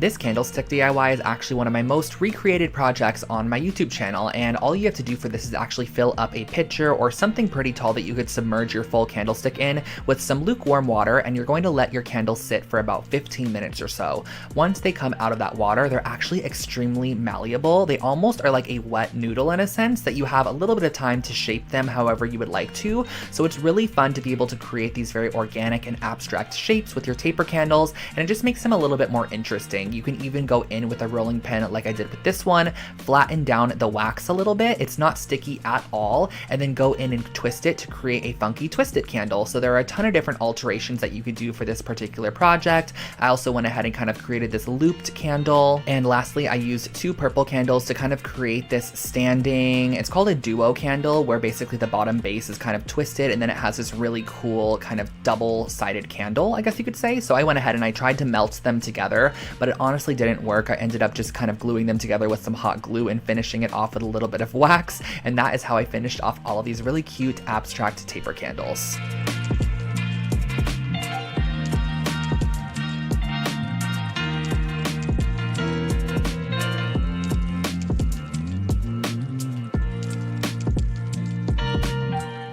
This next project was one that I kind of just did for fun with materials that I already owned. I used one of the little woven macrame baskets from IKEA along with the round circle object, which is this one right here. I've used this in a previous DIY as well.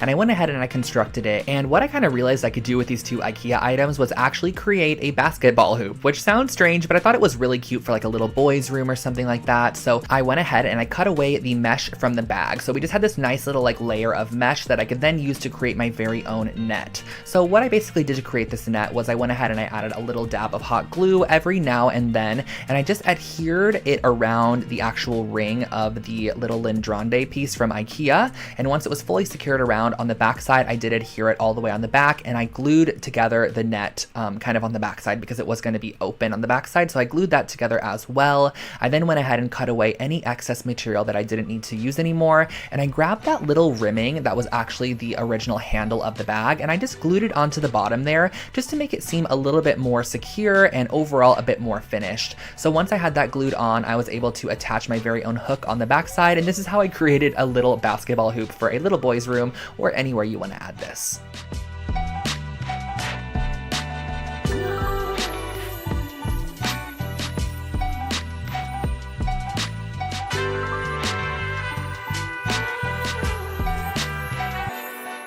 Now this next project was a super cute idea, and I'm going to share with you guys how I would probably do it a little bit differently. So I started off with this plate holder from IKEA, and I cut one side off of the plate holder so that I had the little middle stick sections attached to one side still. So as you can see, this is the piece that I'm going to be using. But something I did for this project, I don't know why I did this, but I just glued it down with some strong bond adhesive when I definitely should have drilled some holes in there and kind of lodged the wood pieces in there so it's a bit more secure, along with some glue as well. Now these shelf brackets I picked up at the dollar store, and I spray painted them with my matte farmhouse black spray paint. And once I had those done, I went ahead and I also sprayed 2 of these little hooks. And my intention for this being used was to actually hang wine glasses upside down on the little dish holder, and then on top you can add wine bottles and anything you want to add on the left side on the hooks.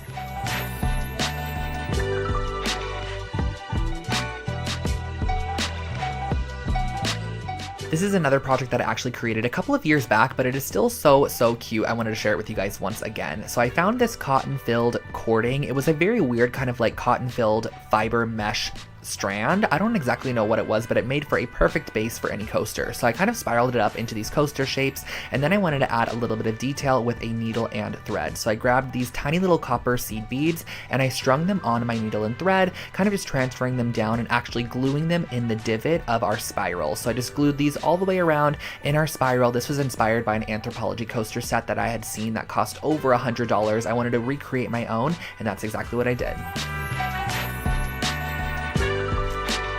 For our next project, I started off with this 14-inch round wood mirror, and I'm going to use my chipboard here, and I'm going to be cutting it down to be 12 inches wide, and I actually ended up having to add 2 more inches since it is 14 inches and about 6 inches tall. So I glued and adhered together 2 pieces of chipboard and just added a little bit of additional glue on the back side to make sure it was nice and secured. But essentially this is actually going to be fully wrapped in this yarn material, so there is no reason for it to be like extra strong or anything, as it will be glued down to the mirror once it is done.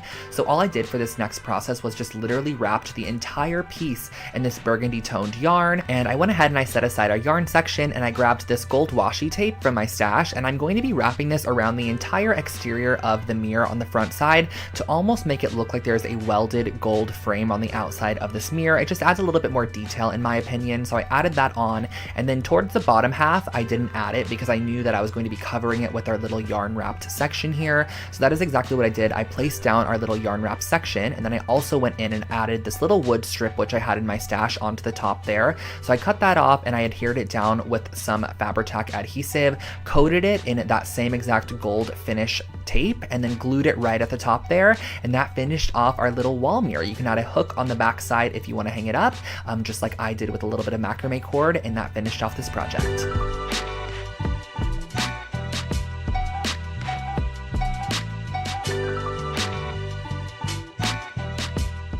This next project blew up on TikTok, and I knew I wanted to recreate it here on my channel, so I actually grabbed 2 different gallons of soda. This is actually just ginger ale gallons, and I went ahead and I cut the tops off with an X-Acto knife, and I grabbed this fairy light pack. Now this fairy light pack was from Amazon, and if you plan on running this all the time, I do suggest getting one that plugs directly into the wall as opposed to a battery operated one, which you're going to kind of have to hide the cord down the wall if necessary. So what I ended up doing was just using the battery powered one. I'm just going to use this on more special occasions. So I went ahead and I glued the battery pack on the inside and glued the 2 pieces together, and then I added a string which is going to be used for hanging it up. I suggest gluing down the string first rather than adding the polyfill, because the string honestly is kind of hard to find once you add all of that polyfill, so make sure to add your string first, and then go ahead and just apply clumps of this polyfill material, which is essentially what you use to like stuff a doll or stuff a stuffed animal with, or a pillow. I just glued this on around the outside. And a little tip for you guys that I learned from somebody who actually creates these is to use hairspray to make sure that your polyfill stays together. So you can spray hairspray on it as if it's actual hair, and it will kind of make it stay together a bit more.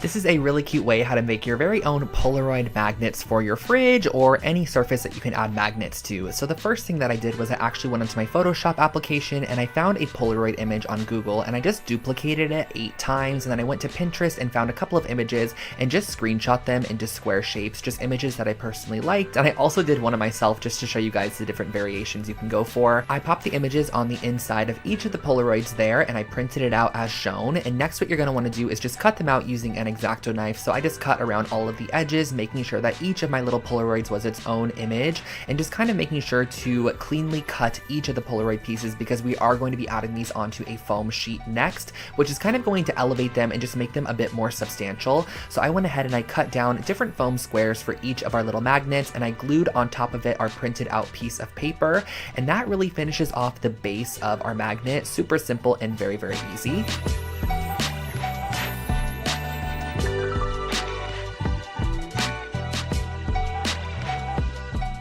The last step in creating these magnets is just to apply a little magnet on the back side. I just use these little circle ones from the craft store, and you can hang these up on your fridge or wherever you'd like.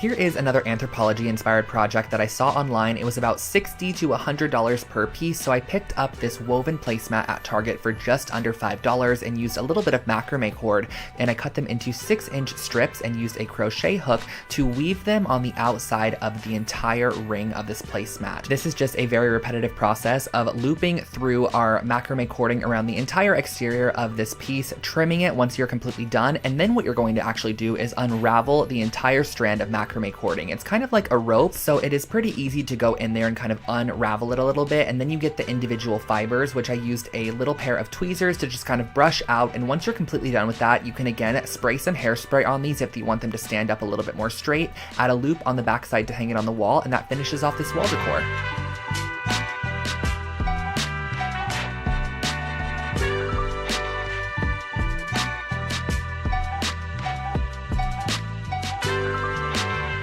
This is a super easy hack to make your very own sea glass vessels. So I got a couple of glass vases from the dollar store, and I'm going to be mixing some Elmer's glue with just some basic food coloring to create basically a colored Elmer's glue. And all you have to do from here on out is actually just paint this on the exterior of your glass vessel. And once it dries down, it's going to end up being such a pretty matte color. So I ended up applying just a decent amount of glue and then adding in a couple drops of food coloring. Do keep in mind that it's going to be pretty translucent, but once it dries, you're really going to be able to see that color. For this first one here, I just did a nice minty green shade, and for our second one, I added some more Elmer's glue into a Dixie cup, and I just went ahead and I did a blue sea glass, which I love the way that this one turned out. I went ahead and I applied a nice coat on the outside of our vessel, and then you're just gonna let them dry, and once they are dry, they look super cute like this.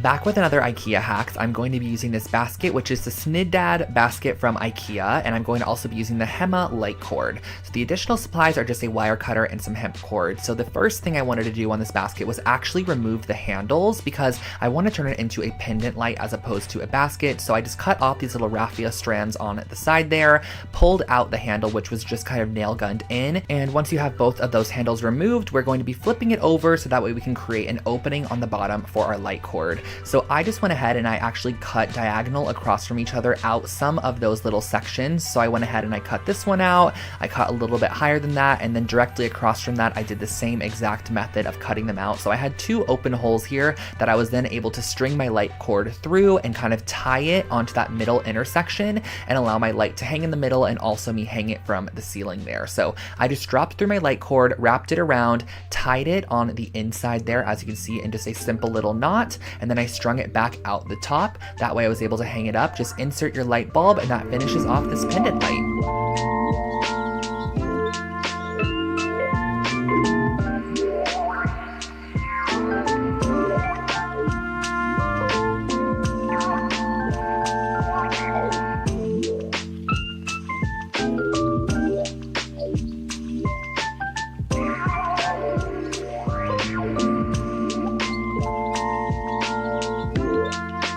When it comes to shelf styling, I love these kind of geometric brass or just metal objects. I think they're so much fun. So I ended up creating my very own using these wind twisters from the dollar store. This is what they look like originally. They are so ugly, but I actually glued a couple of them together to start, and I used a wooden dowel as kind of the base for our little structure. So I'm going to be sticking that through, applying some hot glue, and just hot gluing down our wind twister onto it.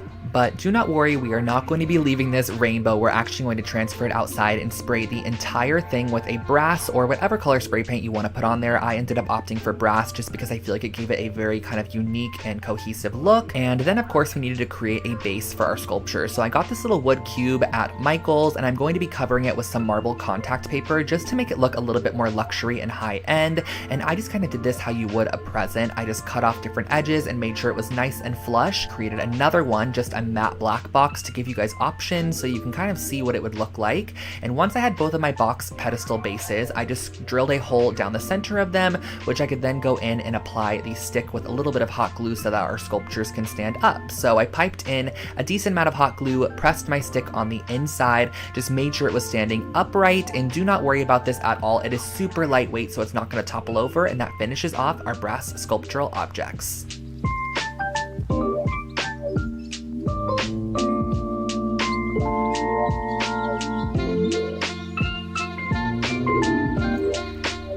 If you're into geometric shapes and 3D art, this one is perfect for you. So I basically went ahead and I grabbed these little wooden dowels here that I got at Michael's, and I'm going to be creating some pyramids out of these. So I actually, again, work on parchment paper for these kinds of projects. That way I can easily peel them off once I am done. So I believe that I ended up creating about 7 of these pyramid shapes, and I'm going to be painting 3 of them pink because we are also going to be going onto our canvas and taping off a diagonal section, which we are also going to be painting that same exact pink color. So on the smaller side, we're going to be painting the pink side and adding 3 of our little pyramids that we also painted pink onto that side. On the opposite side, we're going to be adding just our wood pyramids just opposite that, and that really finishes off this art piece. It's super simple, but also very fun.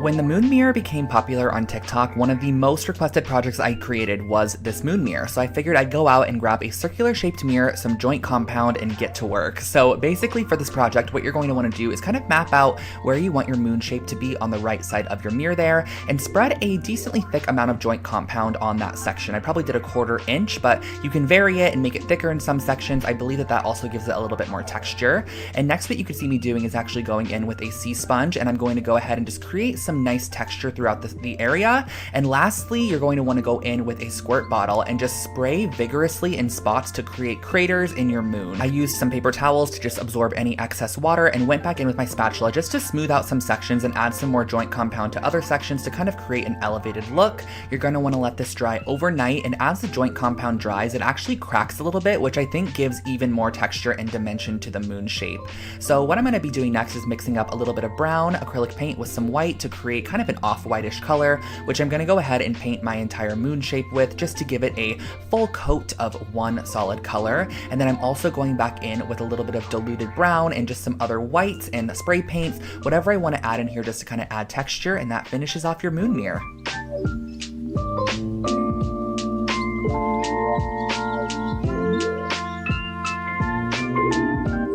This next project is actually one of the most current projects that I posted on my channel. It is how I took this Ivar shelf side unit and turned it into a blanket ladder. So basically on the inside of the shelf unit, you can see that there are a ton of different holes which allow you to adjust your shelves as you'd like, but I just went ahead and every other hole I actually drilled through all the way to the opposite side because I wanted to be able to add lacing to the sides of this ladder just to give it a little bit more detail than just staining it as is. So that's exactly what I did. I also cut off the very bottom middle post, brought it outside, gave it a nice sanding to ensure that there were no splintered edges and that everything was nice and smooth. And I took out my classic black wood stain and gave it a full coat of this stain all the way around using a foam brush. You could totally apply it with whatever you'd like, a paper towel, a foam brush, and just let that dry outside for a full-on day. I especially say this for the black color because the black one seems to actually kind of bleed in some areas, so the more time you give it to dry, the better. I then grabbed some macrame cording and applied some tape to the end of them. This kind of makes a makeshift needle and just makes it a little bit easier for you to string that cording through the side there.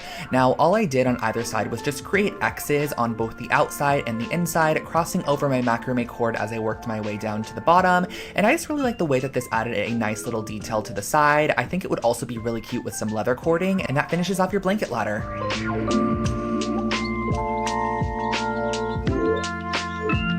For our next project, we are jumping into something a little bit more intermediate when it comes to macrame. I know some of the earlier projects were a bit more simple, but what I'm going to start off by doing is just cutting some long strands, 6-foot strands, and you're going to need 8 of them. I then went ahead and tied all 8 strands into a knot, and this is going to be our very bottom section, so I suggest that you kind of separate them in sections of 2 and create a plus sign with your macrame cord. Now, what you're going to start off by doing is creating a sequence of square knots once again, which is just right over left and then left over right. That's how you create a simple square knot, and I just made these probably about 2 inches from our base section. So we kind of have this little flower shape.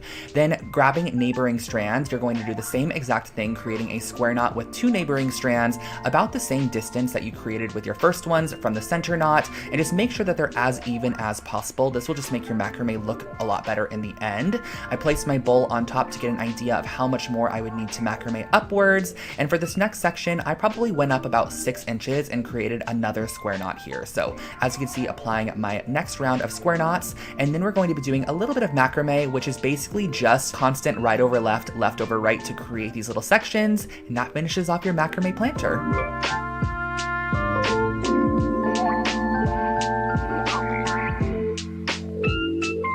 Now this project was a really fun texture that I kind of recreated using some of this lightweight spackle from the dollar store. I also used this glass vessel as well, also from the dollar store. But basically I scooped out this spackling material and it almost has this like moon sand kind of a feeling to it. It feels almost like clay, but it's not too wet, but it's also dry. It just has a very odd texture. So I figured, why don't I try going ahead and applying this to the entire exterior of one of these glass vases and creating almost like a stone finish vase. And this piece only cost me around $3 to create. I used 2 full canisters of that spackling mixture. I also went ahead and applied it on the inside top rim. Once it dries down, it looks like this.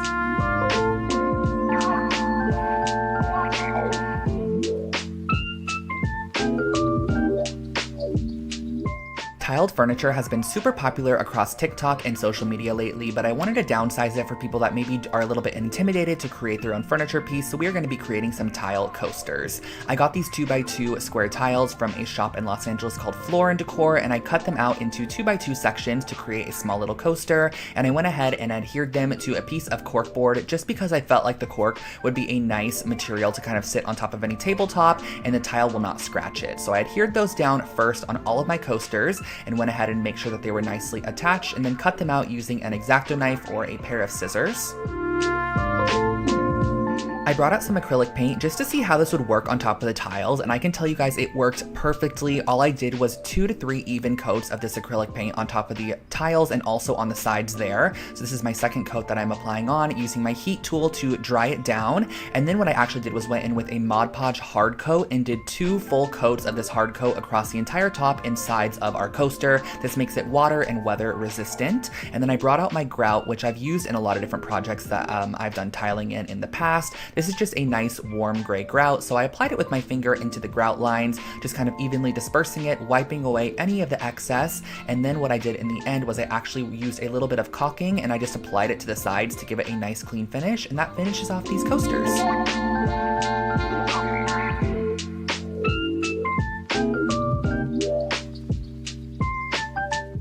Now here is another project using a joint compound. I'm going to be using a canvas and also a spatula and a couple of acrylic paints. So essentially we are going to be mixing up, and I think this is such an aesthetically pleasing project. It just is so nice to watch it be done. I mixed up some paint with some joint compound to create a very thick kind of essentially paint that I then went ahead and spatulaed onto a canvas. So I kind of wanted to do a variation of colors. There was no rhyme or reason to this, but I think it would be really cute if you had an accent color in your space to do like an ombre. So making it the darkest shade it could be to start and then kind of working your way towards a lighter shade as you go on. So I just did a kind of variance of different colors, some soft yellows, oranges, pale greens, a little bit of pink, and then just a natural joint compound at the bottom there. You're going to want to let this dry, and once it has dried, you have a cute little decor piece.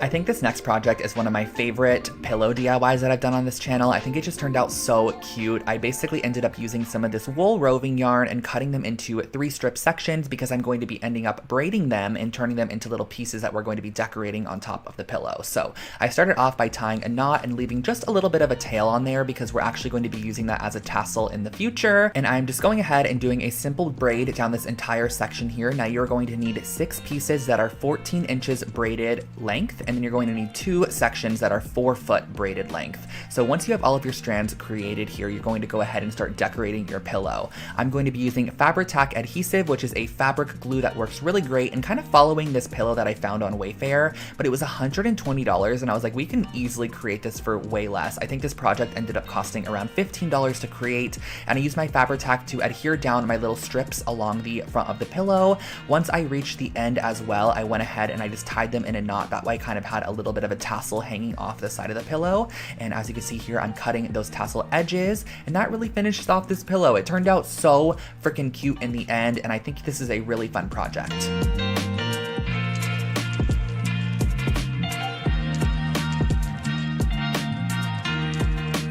Here is a super simple DIY for a really cute kind of photo holder or Polaroid holder. All I did was I grabbed some white and black clay that I'm going to be using to create the little holders themselves. So I started off by just working the clay in my hands, making it a little bit warm and kind of forming it into a pyramid shape using some dental floss to create a line down the center. That little dental floss line that we created is going to be able to hold your photo. You can kind of slip it in that line once it is baked. I also went ahead and used some black clay because I wanted to create almost a marbled looking one. So I mixed together a little bit of black, or I guess a lot of black, and a little bit of white to create more of a black based marble pattern. So I twisted it up, kind of molded it into the shape that I wanted it to be in, used my dental floss to again cut a line and just create the nice edges on that pyramid shape there. Popped them on a cookie sheet and just baked them in the oven for about 20 minutes, I would say.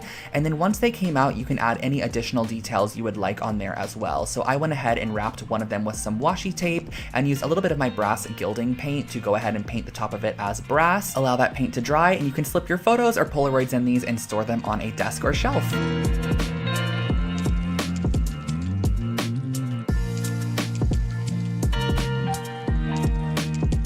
This next project is a shell trinket tray with a little bit of an artistic touch. So I basically went ahead and found these large shells on Amazon, and I'm going to be using the inverse of the shell to create some small trinket trays. On this first one, I'm using some black acrylic paint just to almost create like a Dalmatian spotted abstract pattern. On the second one that I'm doing here, this one's going to be a little bit more funky. I'm kind of following a retro modern pattern and using some pastel tones to map out the pattern on the inside. I'm just doing some horseshoe shapes, kind of some fish shapes, some rings, some lines, some clouds, whatever you have, you can just create them as you would like to. I also went ahead and kind of created this pink ombre shell, and then you're going to want to seal the entire piece, that way it's nice and finished off. So I'm using the same Mod Podge hard coat I used on those tile coasters, going in and just painting the hard coat on the top. I suggest doing 2 full coats of this. Once you have it dried down, you have your finished off little shell trinket trays.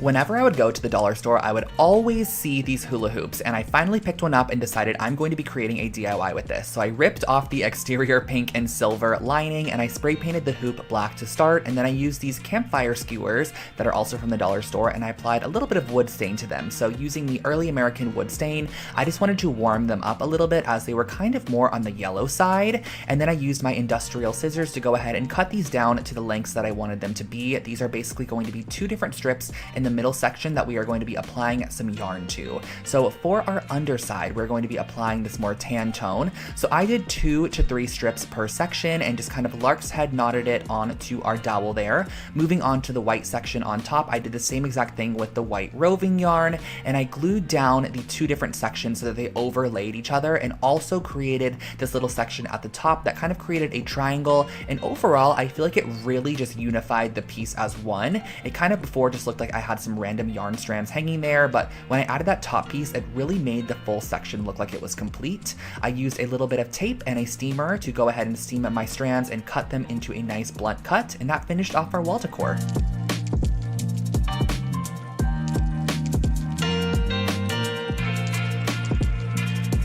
I absolutely loved the way this wall decor piece turned out. It was so freaking cute. So I went ahead and started off by taking this little wood balsa wood piece that I got at the craft store, and I cut it into a 2-foot long section. So using my saw, I cut that down, and then I went ahead and I cut a ton of pieces of macrame cording at the same exact length. I believe for this project, I cut them to about 4-foot long sections, but you can totally alter it as you would like to. And using some hot glue, I went ahead and started placing down my strips. Now you're going to want to figure out how many strips you want to have in your first section, because we are then going to be transferring them over to the opposite side and gluing them down. So you're firstly going to want to figure out how long that section of macrame glued down is. It was about 10 inches, so I measured in 10 inches on the opposite side, so I knew where to start gluing down, because you're going to want to basically start with your first strand that you glued down, glue that first strand down to your 10-inch marked section on the opposite side, and continue along.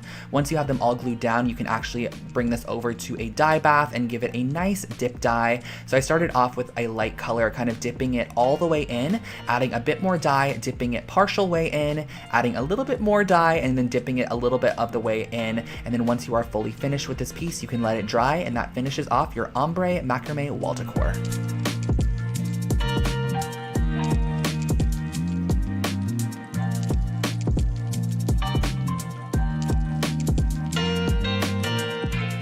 Here we have another fun Lol Howls IKEA rug hack. This is using the same exact masking tape we used prior. This one is actually a little bit wider than that one, but I started off by taking a 12-inch strip and finding the exact center of the rug and placing down my 12-inch strip in a horizontal fashion. Once you have your 12-inch strip placed down, everything else just kind of comes from there. You're going to want to go ahead and place down your tape as shown here. Now, I just went ahead and made sure that every section that did not have tape was exactly 2 knots wide. That way, when we sprayed our black on there was more of the actual natural part of the rug as opposed to the black there. I wanted the black to be a little bit more just like not as present as the natural jute itself. So I went outside, sprayed it with some black spray paint so that way all those sections were covered, brought it back inside once it was dried, and pulled off all that tape to reveal your brand new rug pattern. This one ended up being a really cool kind of abstract geometric rug, and I love the way that it turned out.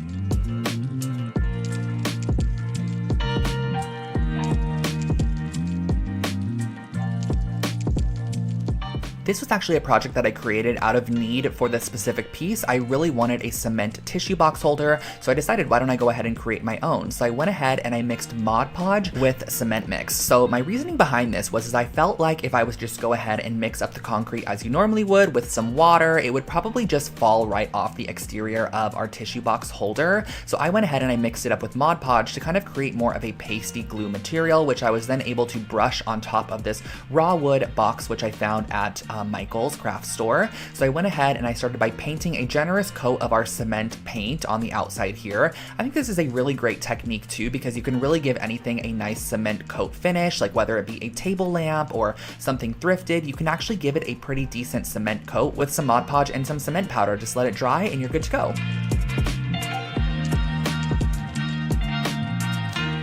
Wow, you guys, we have made it to project 90, and this one is a really, really cute one. I ended up getting this bubble mold off of Amazon. It is basically a bubble candle mold, and I went ahead and I started off by piercing a hole in the bottom middle using an embroidery needle. That way I was able to string a wick through this area because I'm going to be melting down some of this soy wax in a double boiler method where you basically take a pot, fill it halfway up with water, and then put your wax inside of a vessel that is glass or whatever material you have. You're going to place this in the inside of the pot and melt it down as you go. So just kind of melting it down slowly and gradually until you have all of the wax melted. And I also knew that I wanted to add color to this candle. So I started off with the brown kind of oversaturated wax pellets. I found these on Amazon. They are basically just meant for coloring your wax candles. So I went ahead and I dropped a couple drops of the brown in there. And then it was time to go ahead and pour the wax into our mold. So as you can see here, I kind of created my very own mold holder with a paper cup. However, I do not suggest this because the weight of the wax inside of here actually ended up indenting the underside of that cup into our candle. So as you can see here, I went ahead and I applied a clothespin to hold the wick in place. I let the wax fully cool, but as I took this one out, I love the color, by the way. It's like a deep caramel color. As I took it out, you can see that all of the top ball edges just kind of got indented. So I ended up making a second one a little bit lighter in shade, and this one was perfect. I love the way that these candles turned out.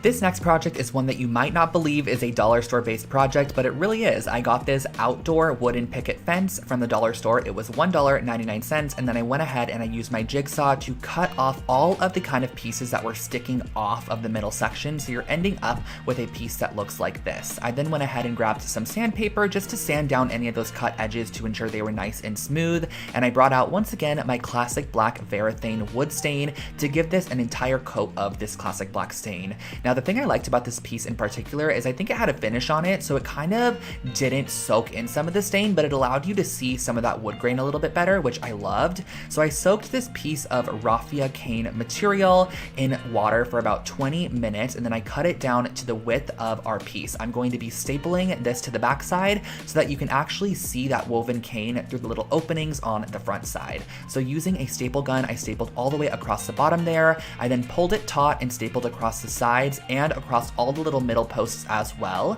And then on the front side of this piece, I went ahead and I used a drill with a really small drill bit to create a pilot hole for all of our little hooks to go into. I thought this would be such a cute jewelry holder in your bedroom. I feel like it looks super elevated, or even a key holder by your front door. So once you're finished screwing in those hooks, you can just go ahead and hang this wherever you'd like to use it, and that finishes off this project.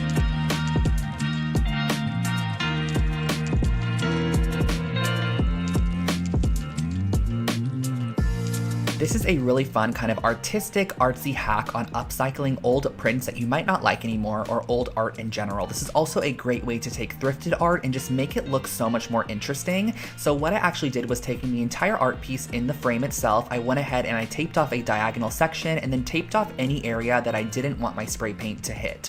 I also did the smaller one here, which kind of had an emphasis on yellow in the photo. It had yellow daisies, but on this opposite one, I ended up doing a nice little cream toned paint. On the smaller one, I did a yellow glossy paint, and once you remove the actual tape from these pieces and you have a nice generous coat of the spray paint on there, you just are left with such a unique kind of abstract art piece. And I love how the frame matches the paint on the picture itself. It's just a great way to elevate any old artwork or something that you might not like anymore.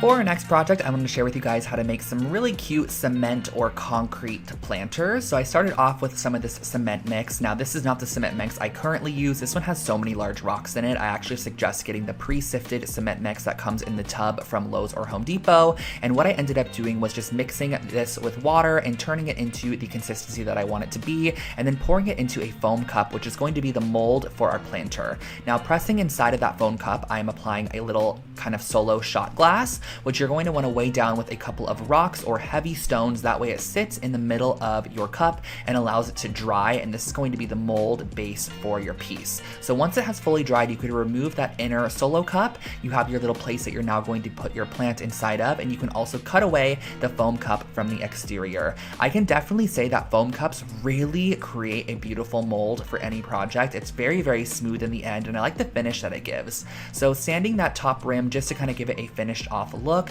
you could then go in with a little bit of paint to add a detail, or just leave it as is. So on the side here, I used my silver gilding paint, and I just painted the side of this silver, making sure I had a nice straight line with my tape. You can also do it horizontally or vertically, but once you have them all taped off, these are your finished concrete planters.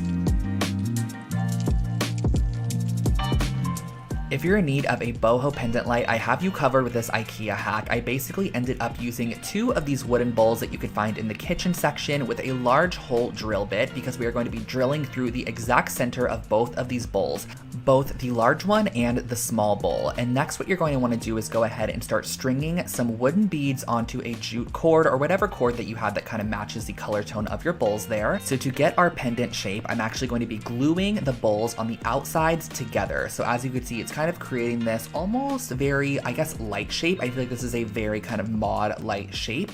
And around the center section where we added the glue, I'm going to be tying on our wooden beads. That's kind of going to add our boho element to this piece. Now for our light cord, I picked up a basic light cord from IKEA, and I ended up wrapping the entire cord with our jute rope. That way it just matched the aesthetic of our pendant light to start. You're going to go ahead and glue this directly down in the center, applying a generous amount of Gorilla Hot glue. You're just going to want something very industrial strength.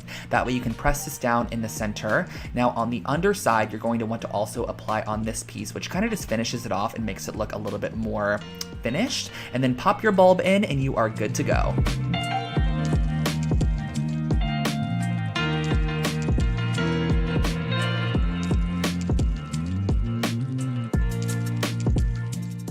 This is my first time ever trying punch needling, and it was so much fun. I loved it. I basically used an embroidery hoop with some monk's cloth, which is the proper material you're going to be needing for punch needling. I cut away any of that excess on the outside of my embroidery hoop, and then I went ahead and started to draw out the design that I wanted to go for. So I kind of wanted something a little bit abstract, a little bit geometric. This was my first time, so I didn't want anything too complex. And using my punch needle tool, which you could find these on Amazon, you're going to string through the yarn of choice that you're going to go with, and start with the outline of your shape first. So I went ahead and did this larger half circle shape with this orange color. I did the outline and then I filled it in on the inside. Now what I can give you tip wise for punch needling is just to make sure that you punch all the way down. That's what's going to create the loop on the opposite side, and make sure that none of your rings come out as you go along. So I went ahead, I did the white middle section. I also added this little tan section, and then I did a yellow border all the way around the exterior, and then I filled in the white with the yellow as well. And then once you are finished off, you can cut away any of that excess monk's cloth on the back side, and that finishes off your wall decor piece.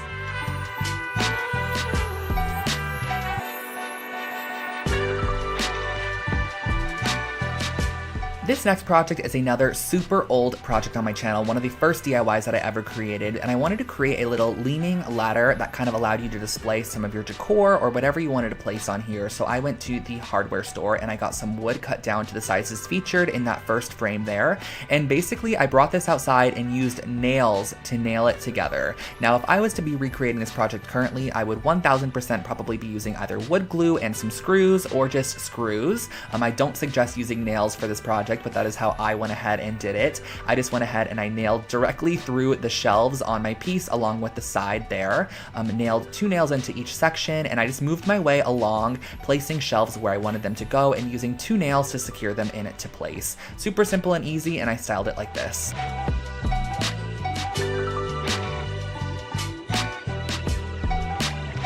Neon signs are super funky and fun in home decor, however they can be pretty expensive if you need one custom made. So I wanted to share with you guys how to kind of create your very own makeshift neon sign, which I think would be a great Christmas gift for someone, or birthday present, or just piece for your own bedroom. So I started off with a large canvas and painted it the backing color that I wanted it to be. I just opted for this kind of corally pink color, and then I went ahead and got these LED strip lights, which are from Amazon. They are just basically string lights that are super malleable. You can use them however you would like to. So I punched a hole in the back side of my canvas and brought the string light out the front, and I was able to then go ahead and create the shape that I wanted to.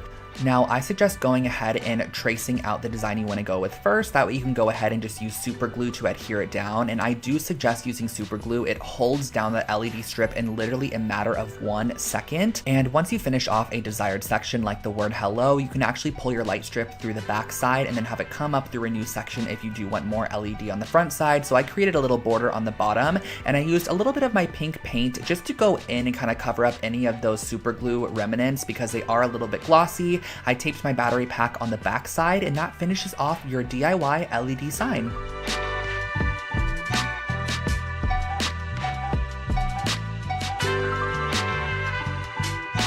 Here I have another fun dollar store project for you guys. So I found these little plant pots at the dollar store. They're basically just like the pots that would essentially be used when plants are first starting out. You kind of grow them in here and transfer them into soil. So I ripped them all apart, and I'm going to be boiling them down in some water. This literally looks like beef. If you guys watch the full tutorial of this project, I talk about how it looks identical to roast beef, and that is basically what it is. But we are going to be using a mixer here to mix it up in a bowl and break down all of our paper fibers, because what we're going to be doing is creating a paper mache bowl using some joint compound and some Elmer's glue. So mixing that into our material to start, which is basically our broken down paper fibers that is all heated up, we're going to want a nice mushy material. Next, you're going to want to go ahead and find some form of mold. So I found this large IKEA bowl. I used some oil on the exterior of it and also added some cling wrap on the outside as well. That way our piece would not stick in the end and it would just nicely come off. So scooping a large dollop of our roast beef material on top, but it's really paper mache. You're going to press this on the exterior, let it dry in a place for 4 to 5 days. Now, I suggest if you want to create this project, going back and watching the full tutorial, which I'll link it below for you guys. I just went ahead and I painted this with a little bit of cream paint, some black paint. I also added some wood stain to kind of give it a vintage look, and that finished off this bowl.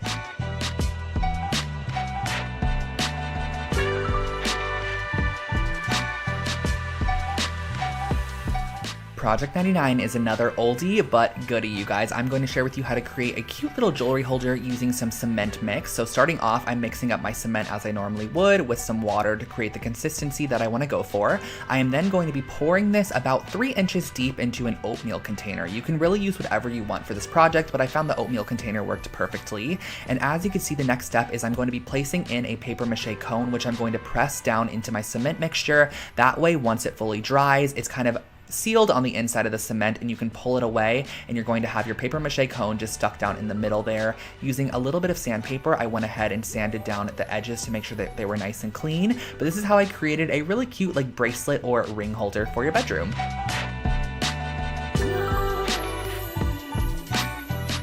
And our last project is a very fun vase project using this pool noodle that I found at the dollar store, along with some of the lightweight spackling from the dollar store as well. I just went ahead and I actually coated the outside of this pool noodle using our lightweight spackling to almost give it a ceramic finish. I really wanted this piece to kind of give off CB2 or Urban Outfitters vase vibes that you would buy for like $150. Now, I went through so many processes of spray painting this piece. I started off with black to start, and I was honestly not a fan. So then I went in with this stone finish spray paint. I sprayed this on there, gave it a generous coat of the stone finish, and once again, I was not the biggest fan. It kind of just had this odd colorway to it, and the black wasn't fully coated. So then I brought it inside and I used some white acrylic paint mixed up with a little bit of tan acrylic paint, mixed that together, and then I fully coated my piece with this paint, and I love the way that it turned out. It totally finished it off and made it look like a really funky retro vase. You can pop some florals on the inside, and that finishes off your vase project.